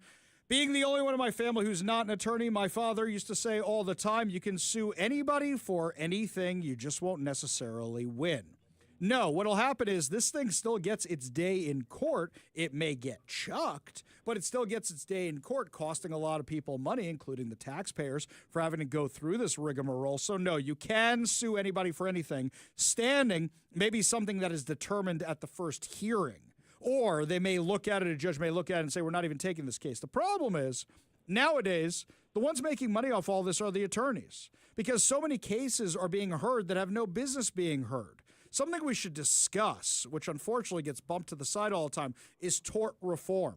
If we could get rid of a lot of these frivolous lawsuits, then you know what? We could get rid of the backlog in courts. We could cut down on how much money it's costing taxpayers, but also we could fix a lot of things in the medical world. We could fix a lot of things in the legal world. Tort reform is a way to go. Now, back to why you're calling in about this SNAP business. What you're saying is the Democrats are keeping the government closed. If the Democrats weren't keeping the government closed, nobody would be denied any benefits right now. So why don't we just sue the Democrats for denying people benefits as a counter lawsuit? I have no problem with that. But here's the kicker. If the Democrat Party, they're always suing. They're always tying things up in court. Why are they not paying for it? Yeah. Why do taxpayers have to pay for what they're doing? Yeah, exactly. It's crazy because they're not accountable for the money. You know what it should be? You know how I would love to do tort reform? Here's how you reform the justice system. Tort is the law, is basically these lawsuits, these frivolous lawsuits. So here's how I could fix this. You just say, if you bring a case that is thrown out of court, you're on the hook for all the legal bills of both sides. That would solve so many problems right there. What do you think, Ron? You think that's the way to go? I think that's fair, but I don't think that should apply to individual citizens. If you're talking about political parties, absolutely. Well, no, for individual citizens, if, like, let's say this, if you feel that I wronged you in some way, Ron, right? You have to think to yourself before you sue me. You should be thinking whether or not it's worth it. If you don't have standing, you shouldn't be wasting the court's time with something that's going to get thrown out of court. What I'm saying is it should apply to everybody. And what I would really love to see, even though it's never going to happen, what I would love to see happen is that if a politician brings this stupidity, then they're on the hook for bringing the stupidity, not the taxpayers. Absolutely. If the party pays, I'm all for it. Okay, good. See, I like this. This is how we solve things and move forward. Ron, appreciate the call. Appreciate you being part of the show. You want to be part of the show, you give us a call or text at 206-421-5757. That's 206-421-5757. Speaking of lawsuits, by the way, according to the Post-Millennial, Court TV's Julie Grant backed the push to have cameras in the courtroom for the trial of Tyler Robinson, who has been charged with assassinating Turning Point USA founder Charlie Kirk. This comes as the defense has requested that cameras be banned from the courtroom to minimize the effects of prejudicial pre-trial publicity. Are you kidding me with this? This is nonsense. Look, you don't want to have pre-trial publicity, prejudicial publicity. Then you know what? Sequester the jury. Then sequester the jury. People should be allowed to see what is happening in this courtroom. Human Events Media Group, full disclosure, I work for them. I work for the Post-Millennial. They're owned by Human Events Media Group, has filed an open letter urging the cameras be allowed. Grant said, and by the way, Court TV, not known as a member of the right-wing media conspiracy. Not known as that. But they said, let the cameras roll. The defendant accused of assassinating Charlie Kirk wants to keep cameras out of the courtroom. His lawyers argue it will taint the prospective jury pool and jeopardize his right to a fair trial. They will say after his first court appearance, the public scrutiny of his appearance and his movements was happening excessively because what was shown in the courtroom. When you pick up murder charges, public scrutiny usually comes with it. What did defendant Tyler Robinson think was going to happen next after he allegedly confessed to his lover that he assassinated Charlie Kirk? Do you think a walk in the park was coming next? No. Criminal charges and a trial, and if he so chooses, are what comes next. Grant noted that in Utah, cameras are permitted to film and photograph court proceedings. We've seen time and time again with the trials that we broadcast here on Court TV that cameras have zero bearing on the fairness of a trial. Noting the trials with intense public scrutiny such as O.J. Simpson, Casey Anthony, and Karen Reed. The jurors aren't watching the trial on TV. They're not allowed to do it. So it sounds to me like this defendant just wants some special treatment. But he's not special, and I suspect the judge will deny his request to exclude the cameras. But yet still, that judge will ensure that Mr. Robinson receives a fair trial he's entitled to receive. She concluded, this was a murder meant for the world to see. The trial seeking justice for Charlie Kirk should be seen by the world as well. Human Events Media Group has submitted an open letter to Judge Tony Graff, respectfully urging him to allow cameras in the courtroom, even though Robinson's defense has already been granted their request for the client to appear in civilian clothing. The question is the judge going to say no cameras either, and then we don't know what's going on. This woman from Court TV had the exact right statement. This assassin wanted the world to see Charlie Kirk get assassinated. The world should get to see his trial as well. Tell me what you think. Should cameras be allowed in the courtroom? You give us a call or a text at 206-421-5757. That's 206-421-5757. When we come back, final hour free for all. Your calls, your texts, your thoughts, your stories, plus so much more. You're listening to the Ari Hoffman Show on Talk Radio 570 KVI.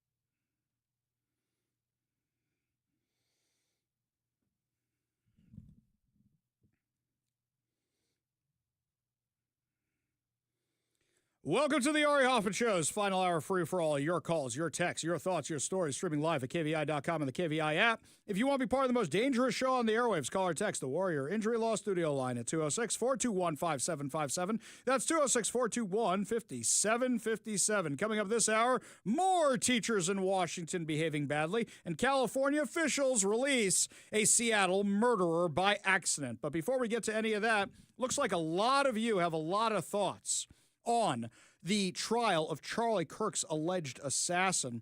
This one here from Mike in Everett. He says, not only should there be cameras in the courtroom during the trial, I also think there should be cameras televising his execution if he is found guilty and sentenced to death. John in Auburn says, Ari, cameras absolutely should be allowed in court.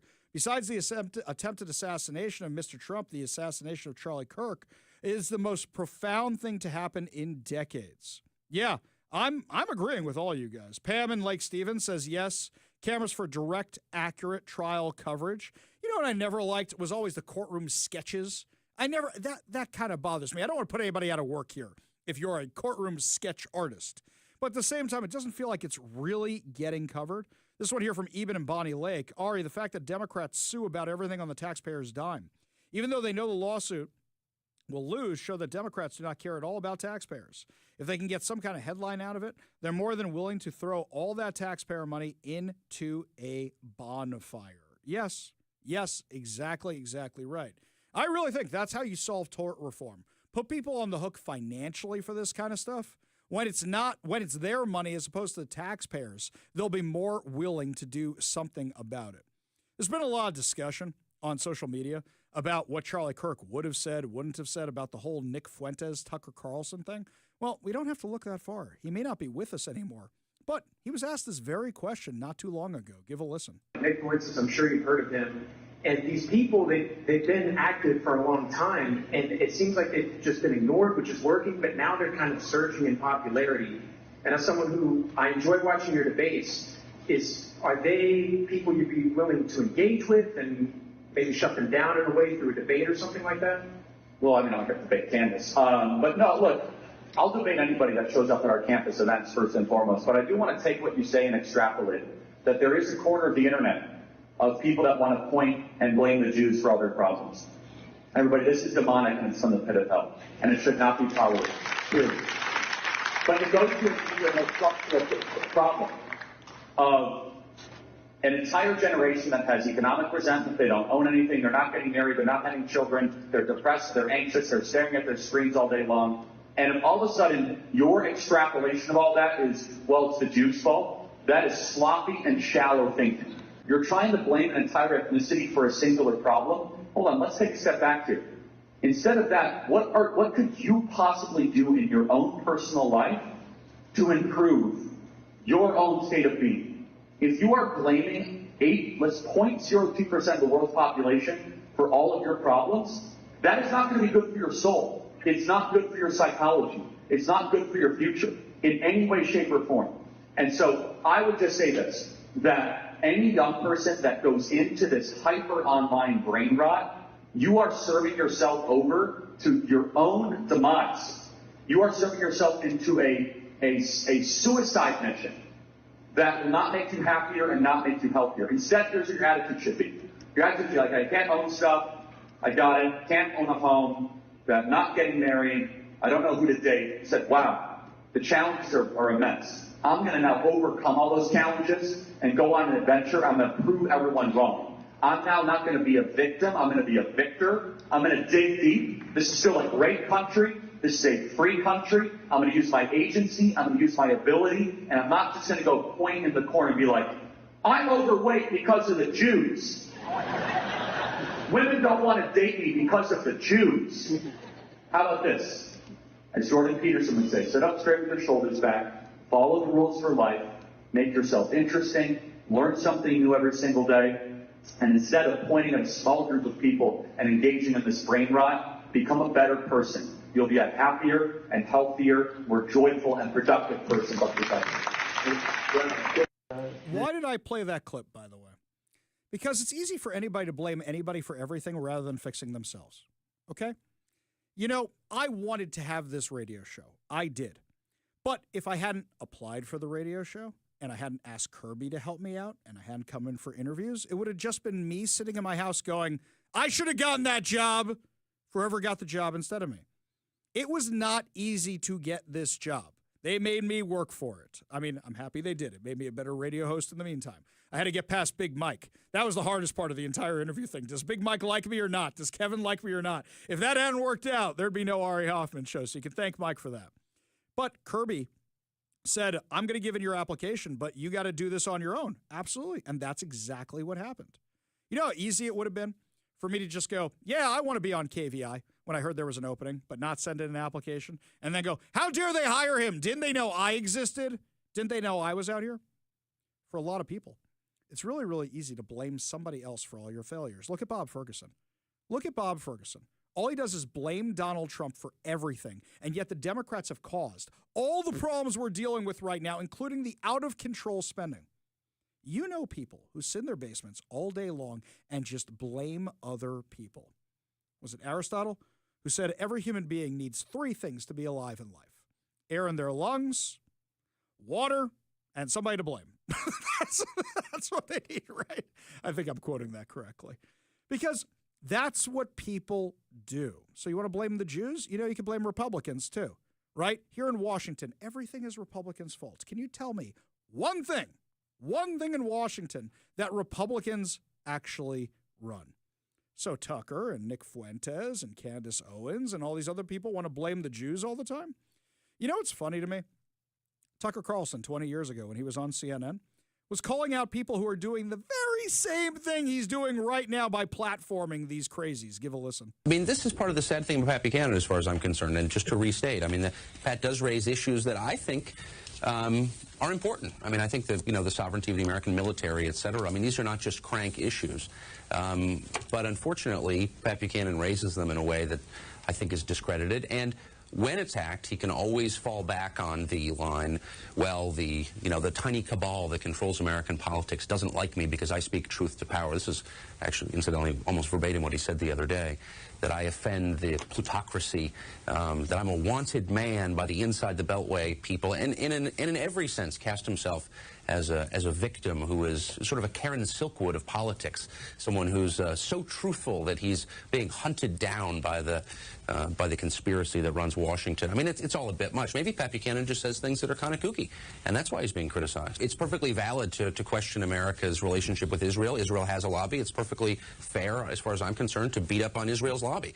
But I don't think that's the reason that Buchanan is being labeled an anti-Semite. It's this kind of, as I've said, this relentless bringing up topics related to Judaism. I mean, famously, Pat, always beats up on Goldman Sachs, but never Morgan Stanley. I mean, it's really hard to. There is no point at which Pat Buchanan has held a press conference and said, I really don't like the Jews. I think they're a sinister force in America. But I think, and it took me years to come to this position. I mean, I'm not throwing the term anti-Semite around. But you reach a point when you say, well, gee, here's a guy who has gone out of his way to defend Demjanjuk and other accused Nazi war criminals, who's constantly attacked Israel, who's attacked American Jews for supporting Israel unduly, who's implied that American Jews push America into wars in which non-Jews die. There really is, and again, I'm not hysterical on this subject, but I do believe that there is a pattern with Pat Buchanan of needling the Jews. Is that anti-Semitic? Yeah. I mean, after a while, you conclude it is, in some sense, anti-Semitic. I mean, Pat Buchanan obviously has a lot of personal and affectionate relationships with people who are Jewish. So on a personal level, perhaps he's not. But on a different, maybe thematic level, I think he probably is. I think that people should be allowed to have differing views on immigration. I think people should be allowed to point out the fact that there is an Israeli lobby, and yes, it's powerful, and debate the merits of that, I guess. I don't think there's, strictly speaking, anything wrong with that.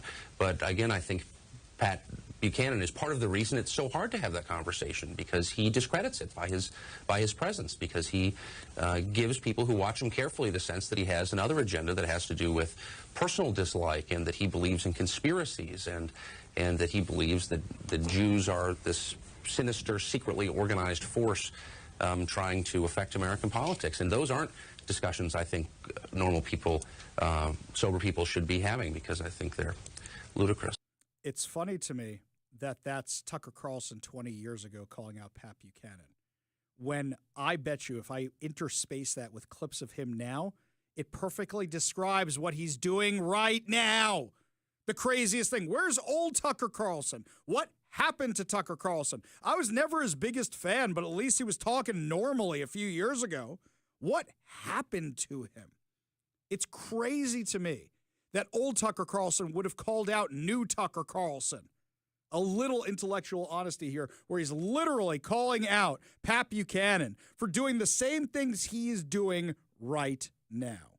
We go to the Warrior Injury Law Studio line, take a call from Ted in Gig Harbor. Ted, what's going on? Ari, here's a story from when you first started, okay? Kirby was retiring, okay? And I was at a fundraiser. I don't mention the guy's name. His name is Paul. You know him.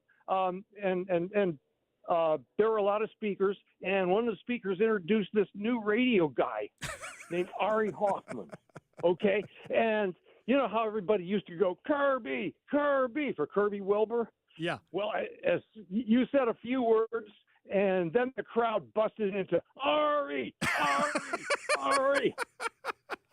I remember this. I do remember this, yeah. You were going to be our guy, and we were going to be yours. And, yeah, I just thought you might like to reminisce just a tiny bit. That was a great moment. Thank you for that, Ted. I really do appreciate it. I appreciate that trip down memory lane. It was actually here. I'll tell you a little one, not to pat myself on the back so much, but I was at an event not too long ago where, let's just say the other speakers, I'm not even going to say what the event was. I'm not going to say who it was for or anything. Let's just say the other speakers kind of fell flat, right? My jokes landed, my lines landed, and afterwards somebody said to me, they go, man, wish I could have applauded and cheered for you after that.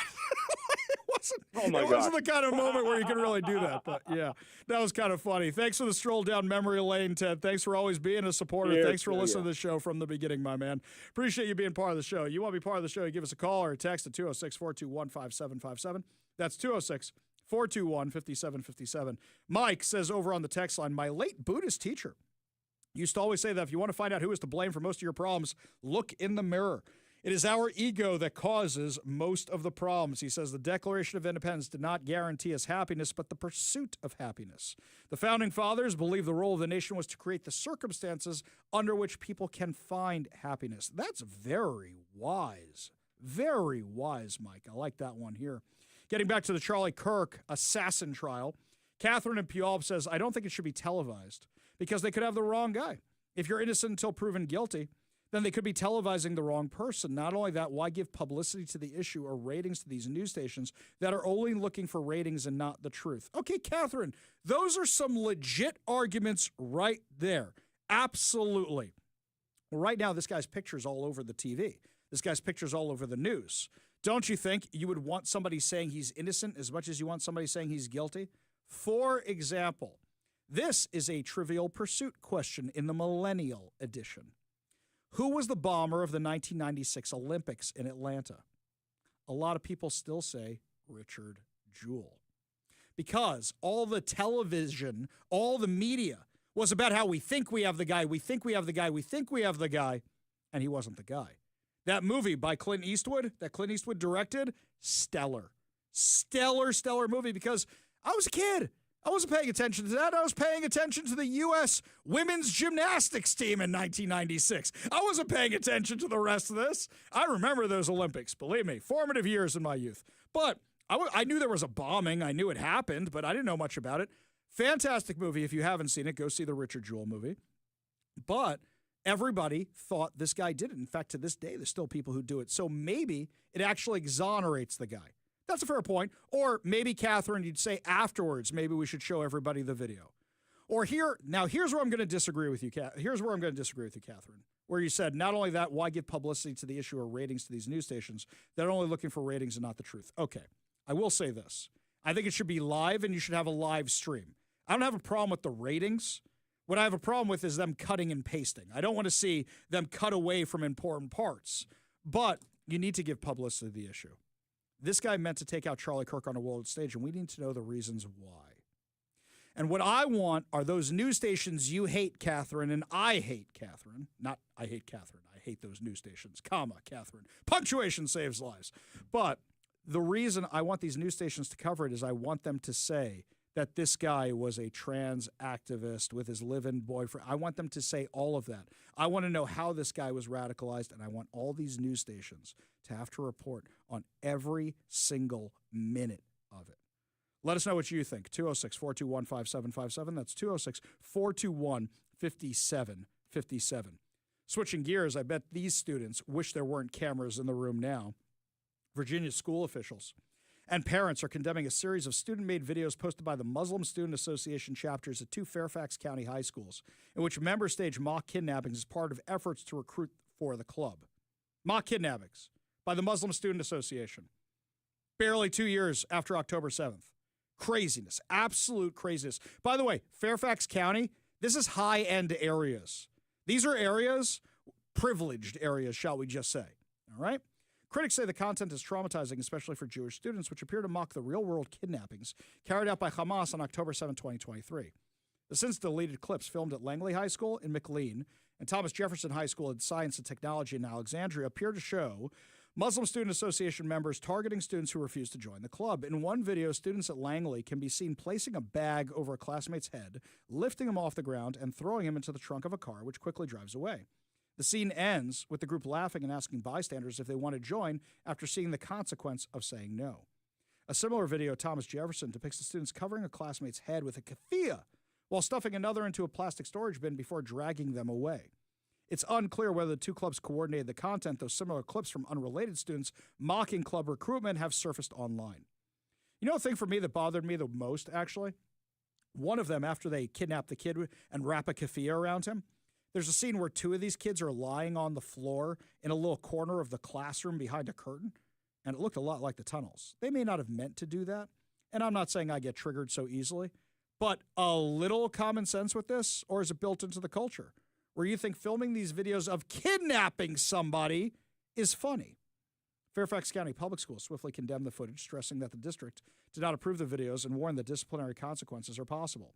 Do you know why Fairfax County schools condemned this so quickly, especially when libs of TikTok posted the video? Because Fairfax County Schools is currently being investigated by the Trump administration for DEI violations and allowing attacks on students who support Israel. Quote, these videos depict violence, including kidnappings, with victims being hooded and placed in the trunk of a car. Acting out these types of violent acts is traumatizing to many of us to watch, and given world events, especially traumatizing to our Jewish students, staff, and community.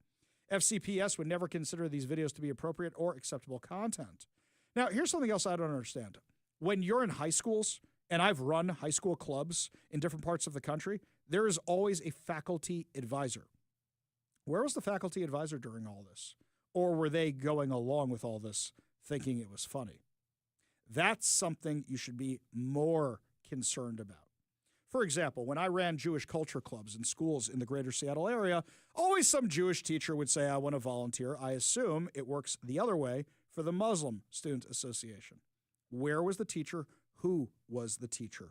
Was this stuff filmed under the teacher's supervision? If so, they should be fired immediately because they didn't see a problem with this and say, hey, guys, maybe not the best idea in the world. Because multiple students at Thomas Jefferson were reportedly suspended over the event, prompting backlash from the Council on American Islamic Relations. Oh, wait a minute. The group that's an unindicted co-conspirator in the largest terror financing trial in U.S. history for funneling money to Hamas is mad that kids were reenacting Hamas, is mad that students are being suspended for reenacting acts of Hamas? Tell me, you're saying the quiet part out loud here, you lunatics. How many other things do we need to prove of what CARE is up to? They're coming to the defense of kids who are doing what terrorists did on October 7th. Oh, this stuff just makes me sick. It makes me sick. And the people who don't see it, that's just mind-blowing to me. When we come back, my friends, lots more to discuss, lots more to cover, including California somehow managed to release a murderer from Seattle. We'll tell you all about it when we come back, but first, Todd Herman's Daily Thoughtcast right now on the Ari Hoffman Show.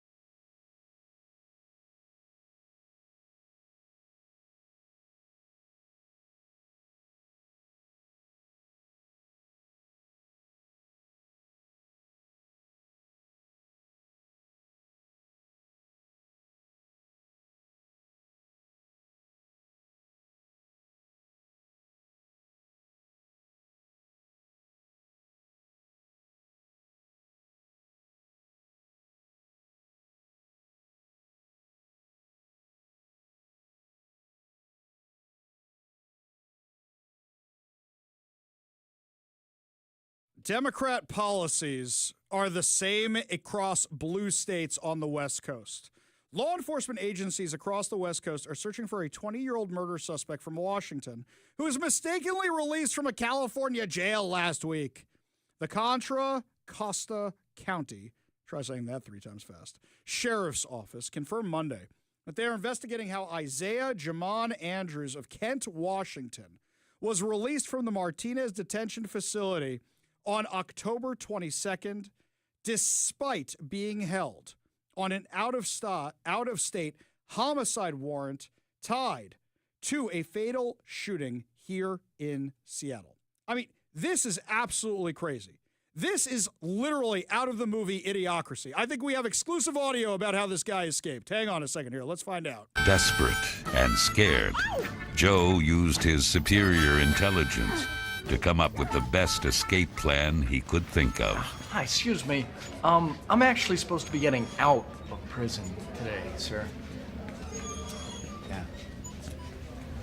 You're in the wrong line, dumbass. Over there. I'm sorry, I am being a big dumbass. Sorry. Hey, let this dumbass through. Is it really that easy? Seattle police identified Andrews as the prime suspect in the October 15th murder of 20-year-old Theodore Wheeler at the Hotel Nexus on Northgate Way. I remember covering that story. Officers respond to reports of gunfire, found Wheeler dead in the hotel parking lot. 3 days later, Andrews was arrested in California after leading police on a car chase. He was booked into the Contra Costa County Jail. Ha ha! Did it. I got the, look at that. Look at that. Okay. On local charges, a juvenile warrant out of Sacramento, and the Seattle homicide warrant. Hang on a second. So he's he's not 21 yet, so I guess technically he's a kid, but not really a kid. He's still over 18. This is crazy. This is absolutely crazy. However, CCCSO, it's easier to say it the other way, Contra Costa County Jail officials say that on October 22nd, Andrews was erroneously released from the jail. Oh, my God. It literally is Idiocracy. The sheriff's office described the incident as a procedural failure under active review. Quote, the Contra Costa County office of the sheriff, I'm having so much fun saying that now that I can, is currently investigating the circumstances surrounding the release of an inmate identified as 20-year-old Isaiah Jamon Andrews of Kent, Washington. After sheriff's office staff realized Andrews had been released, we launched a search of the immediate area and confirmed that Andrews was no longer in the area. This is crazy. This is nuts. They just let this guy out? A multi-agency manhunt is now underway, led by the U.S. Marshal Service, with assistance from Seattle Police and California law enforcement. Yeah, they're going to have this guy show up. I want a search of every hen house, dog house, outhouse. Oh, unbelievable. They just let this guy out of jail. You know, this isn't like the last time somebody got let out of jail where he had a court proceeding and they didn't put the hold on him, and his lawyer's like, well, if you're not going to put the hold on him, we're not going to tell you to put the hold on him. It's not like that. This one, what was the procedural error that got this guy released from jail? What do you think it was? I kind of want your speculation on this one. What you think got this guy released from jail? Could have been anything. Could have been in the wrong one, right? Could have been in the wrong line. I'm sure that's what it was. Switching gears, by the way, scary situation in Portland. Authorities, according to KGW8, are continuing to investigate a fire that broke out early Sunday morning outside the home of Portland City Councilor Candace Avalos in the Mill Park neighborhood. By the way, this wasn't outside the home. They have a detached garage. The whole thing went up in flame, including the cars. Portland Fire and Rescue, the Portland Police Bureau, respond to reports of a fire around 2:40 a.m. on Sunday. Firefighters found several vehicles and a carport on fire when they arrived. Crews put out the flames. No one was hurt. New findings released Monday afternoon show the fire started in a storage shed next to the home, not in the Avalos car as initially thought. The fire then spread to affect their property and neighboring homes. Authorities said they cannot determine the exact cause of fire at this point.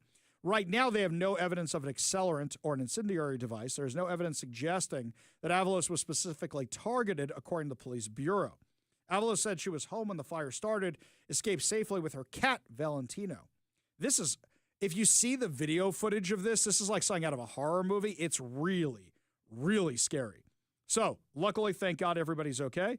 Is this political violence? Is this something else? Or is it just, somebody put something they shouldn't have in a storage facility?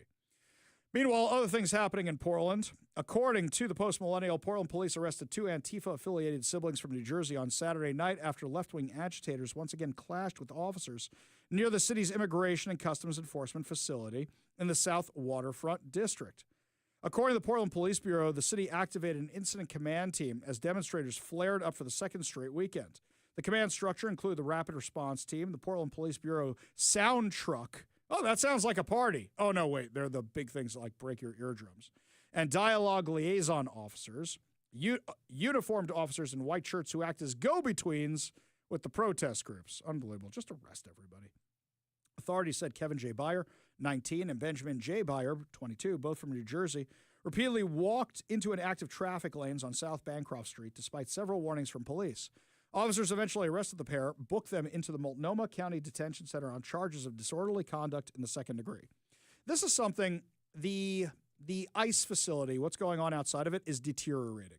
We've had multiple guests on the show. I've spoken to a bunch of people who have gone down there, where basically now it's just become a streamer's circus, a streamer's carnival, where now everybody from the right and left is down there hoping for something to happen. And now you've got people on the right down there who want to beat up the people from the left down there. It's absolute chaos. You should be asking yourselves why they continue to allow this to happen. And the reason is very, very simple. They're hoping for some violence from the right so they can blame it on the right. And at the same time, they don't want to turn their foot soldiers over to the Trump administration or any law enforcement for whatever rioting they may have done. I literally saw a headline, I think it was from the Oregonian, that was saying there hasn't been a riot at the Portland ICE facility in 4 months. And when I dug deeper, what they meant by this is the police never officially declared a riot, but they're trying to say, oh, there's no violence. It's perfectly safe down there. Yeah, perfectly safe with all the Antifa lunatics. Are you kidding me? You know where it's not perfectly safe? In public schools in our area. More scandals of teachers behaving badly. When we come back, you won't believe it. Is it your kid's school? We'll tell you which ones are affected in this area because apparently these issues have been going on for years. You're listening to The Ari Hoffman Show on Talk Radio 570 KVI.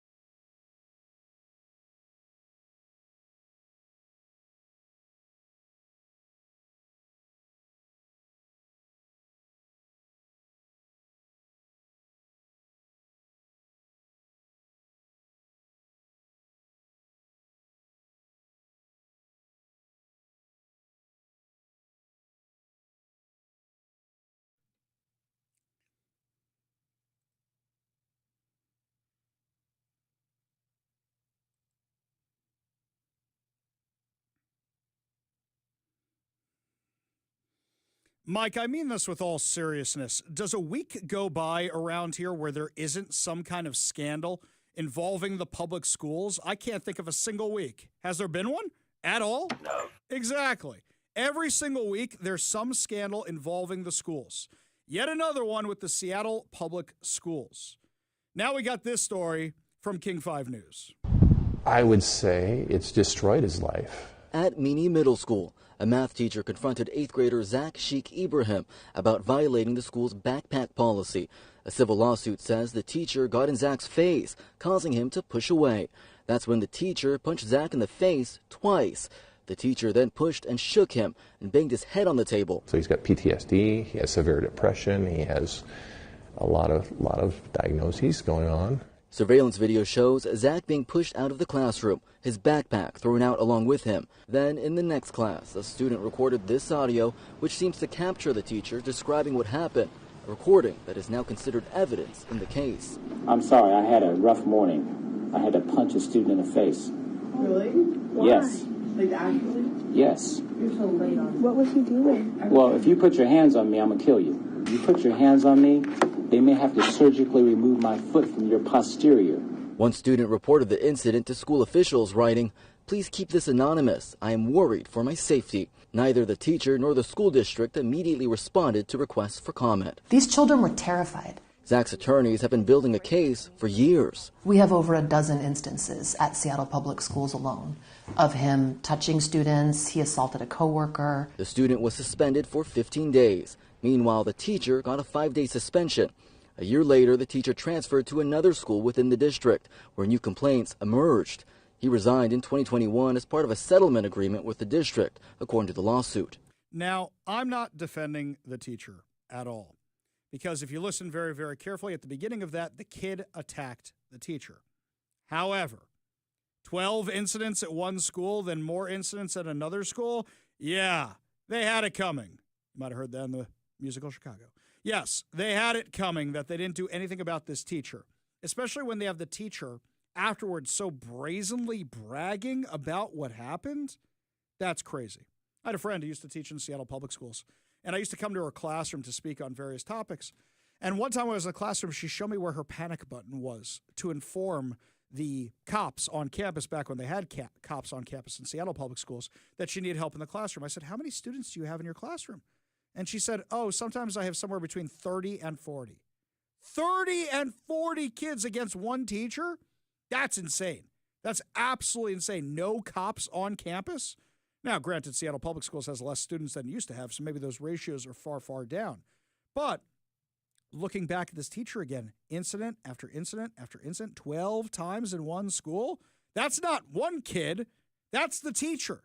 Then what do? A typical Seattle Public School thing. They transfer him to another school, and there's more incidents rather than saying, "Dude, you're taking a leave of absence," or "Dude, you're fired." How many times have we had stories like this? How many times?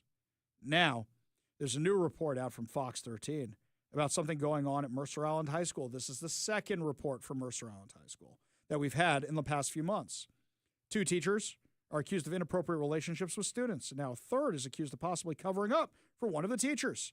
In August, Mercer Island School District Superintendent Fred Rundle addressed allegations of sexual misconduct dating back about a decade. We covered this at the time. Quote, "Mr. Twombly's conduct with a student in 2015-2016 was appalling, beyond inappropriate, and a violation of trust and responsibility we assume as educators to safeguard our students." According to the district, former teacher Chris Twombly's case was investigated by police and sent to a prosecutor's office, but charges were not filed because it was outside the statute of limitations. Mercer Island Schools quietly removed Twombly from the classroom in December 2023 and paid him out in a separation agreement in 2024. District officials said they kept their actions quiet in an effort to protect the identity of the victim based on her own request for anonymity. Yeah, I don't believe you on that. I don't. However, earlier this year, the district found out the news had leaked. School board publicly addressed the incident at an August school board meeting. Quote, "We investigated to determine if there were additional students impacted or other victims we could identify. Neither the police nor our own investigation found evidence of other victims." This week, the district announced there were more issues. In a statement, Rundle said the district had learned of allegations of sexual misconduct against another former high school teacher, Curtis Johnston. Rundle stated he filed a police report and a child protective service report against Johnston, and the district had opened its own investigation into Johnston. Rundle also announced the current teacher is under investigation for possibly not reporting information related to Johnston's alleged misconduct, which means there may have been teachers covering for other teachers while these inappropriate relationships were going on. The teacher has been placed on forced leave. It's crazy to me, absolutely crazy to me. We keep having these discussions all the time. You know, Mike, occasionally we get stories about bad cops. We get the ones about bad cops. It happens. We cover them when it happens. But we get stories about bad teachers all the time. And why am I mentioning cops and teachers in the same sentence? It's because all these lefties always say, well, there's bad cops. There's bad cops everywhere. We need to reform the police department. And I point to the teachers and go, this is happening on the regular. On the regular. And you never talk about doing anything about the teachers. It's crazy to me how long this goes on for. Absolutely crazy to me. And yet nobody ever wants to take a look at it. Because then what are they going to do? They're going to lose their foothold on the schools. Because you have these radical activists in the classrooms. You have these sexual deviants in the classrooms. You have these violent maniacs in the classrooms.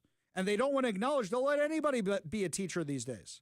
Do you know the screening process you have to go through to be a Seattle police officer? To be a Seattle police officer. So I got the numbers last night, which I'll have for you tomorrow up at kvi.com, of the Seattle police officer recruitment numbers. How many they actually recruit? How many don't make it through the process? How many don't make it through training? How many quit through training? How many don't make it through the mental screening process? And then so much more. So when they talk about these recruitment numbers, we should have a real discussion about what the numbers actually are. Do they have this kind of stuff for teachers? Because I got questions about how a lot of these guys actually make it past the censors. It's mind-blowing to me. Absolutely mind-blowing to me that this continues to happen every single week. There's another story. Starting to feel like every single day. Only good news to wrap up the show. Your good news headlines put a smile on your face heading into your evening commute as the sun sets beautifully over the bay. You're listening to the Ari Hoffman Show on Talk Radio 570 KVI.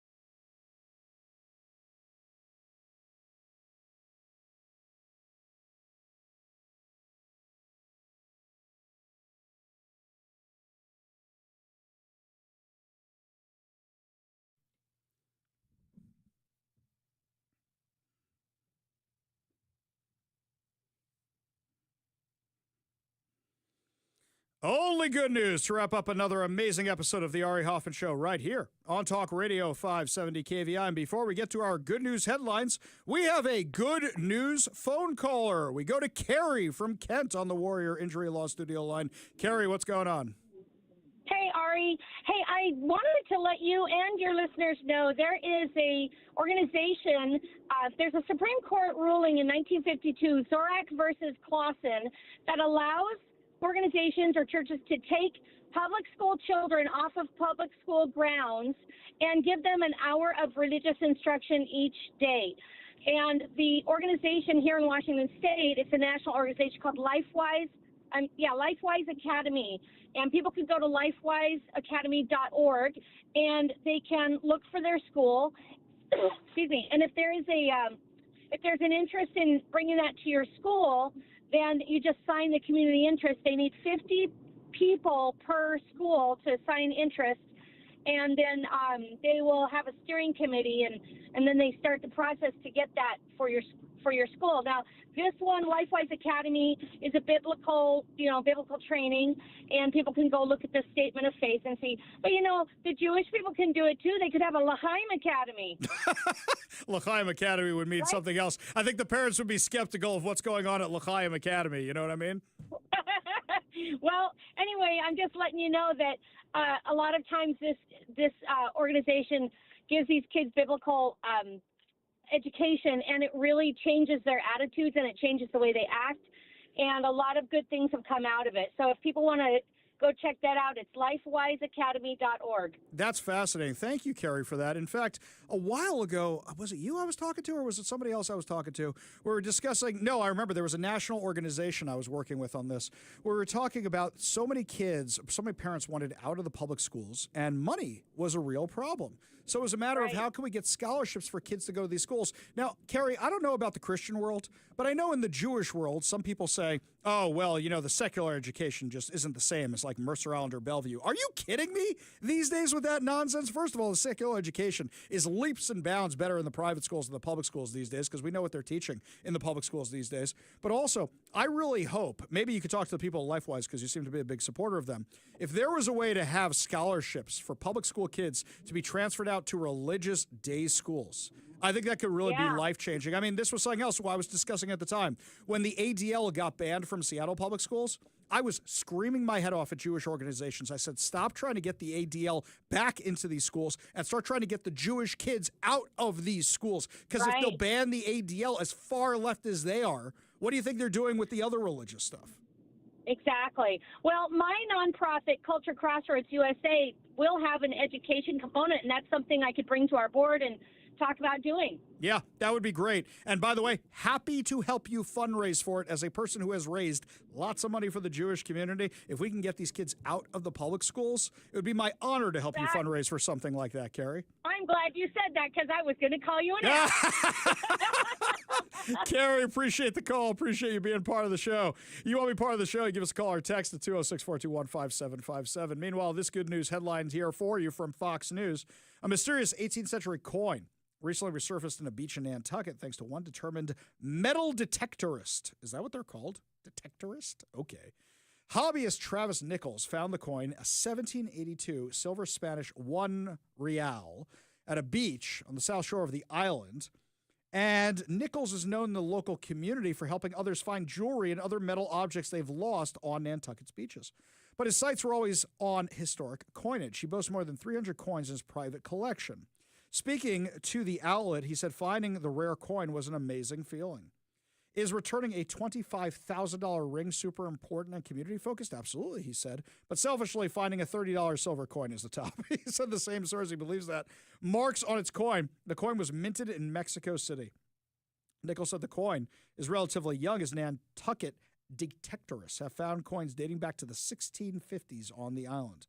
They said the coin came from Mexico City. Somehow it sailed to New England and then probably took another ship to Nantucket. What was it doing in the South Shore? The spot where the coin was found appears to be promising. Nichols previously found a historic penny there. Notably, it was clipped to half its value. To think on Nantucket, a penny was too much money, the detectorist remarked. All in all, the hobbyist says he's interested in patrolling the spot to see what else will turn out. He says it's a popular beach spot. I've got to see what else is there. By the way, you know what I recommend they go do this stuff? This time of year, when it's cold and there aren't people on the beach and going, what'd you find? What'd you find? Nobody's going to be on the beaches of Nantucket this time of year. Go out there. See what's out there. Maybe you find some amazing treasures. The metal detectorist in Romania named Marius Maganac spoke with Fox News Digital after uncovering 1,469 ancient Roman coins. See what I'm saying? You can go out there. You can find this kind of stuff. Over the summer, a group of friends in Poland uncovered pots filled with coins and hundreds of grams of gold during a search for German V-2 rockets. Okay, guys, why were you looking for German V-2 rockets? I've got some other concerns. If that the coin people, fine, go look for your coins. But you're looking for German rockets? I have some serious concerns. Just a few. I mean, I like that you guys throw that in at the end. Oh, I'm looking for a museum. For the museum. Don't forget to subscribe to our podcast so you can listen to us anytime, anywhere. Download the KVI app and check out KVI.com. Also, don't forget to follow my socials, Ari Hoffman Official on Facebook and Instagram, The Hofffather over on Twitter. Well, that's going to do it for us today, my friends. But fear not, we will be back tomorrow with more insane stories and more exciting guests. You've been listening to The Ari Hoffman Show on Talk Radio 570 KVI.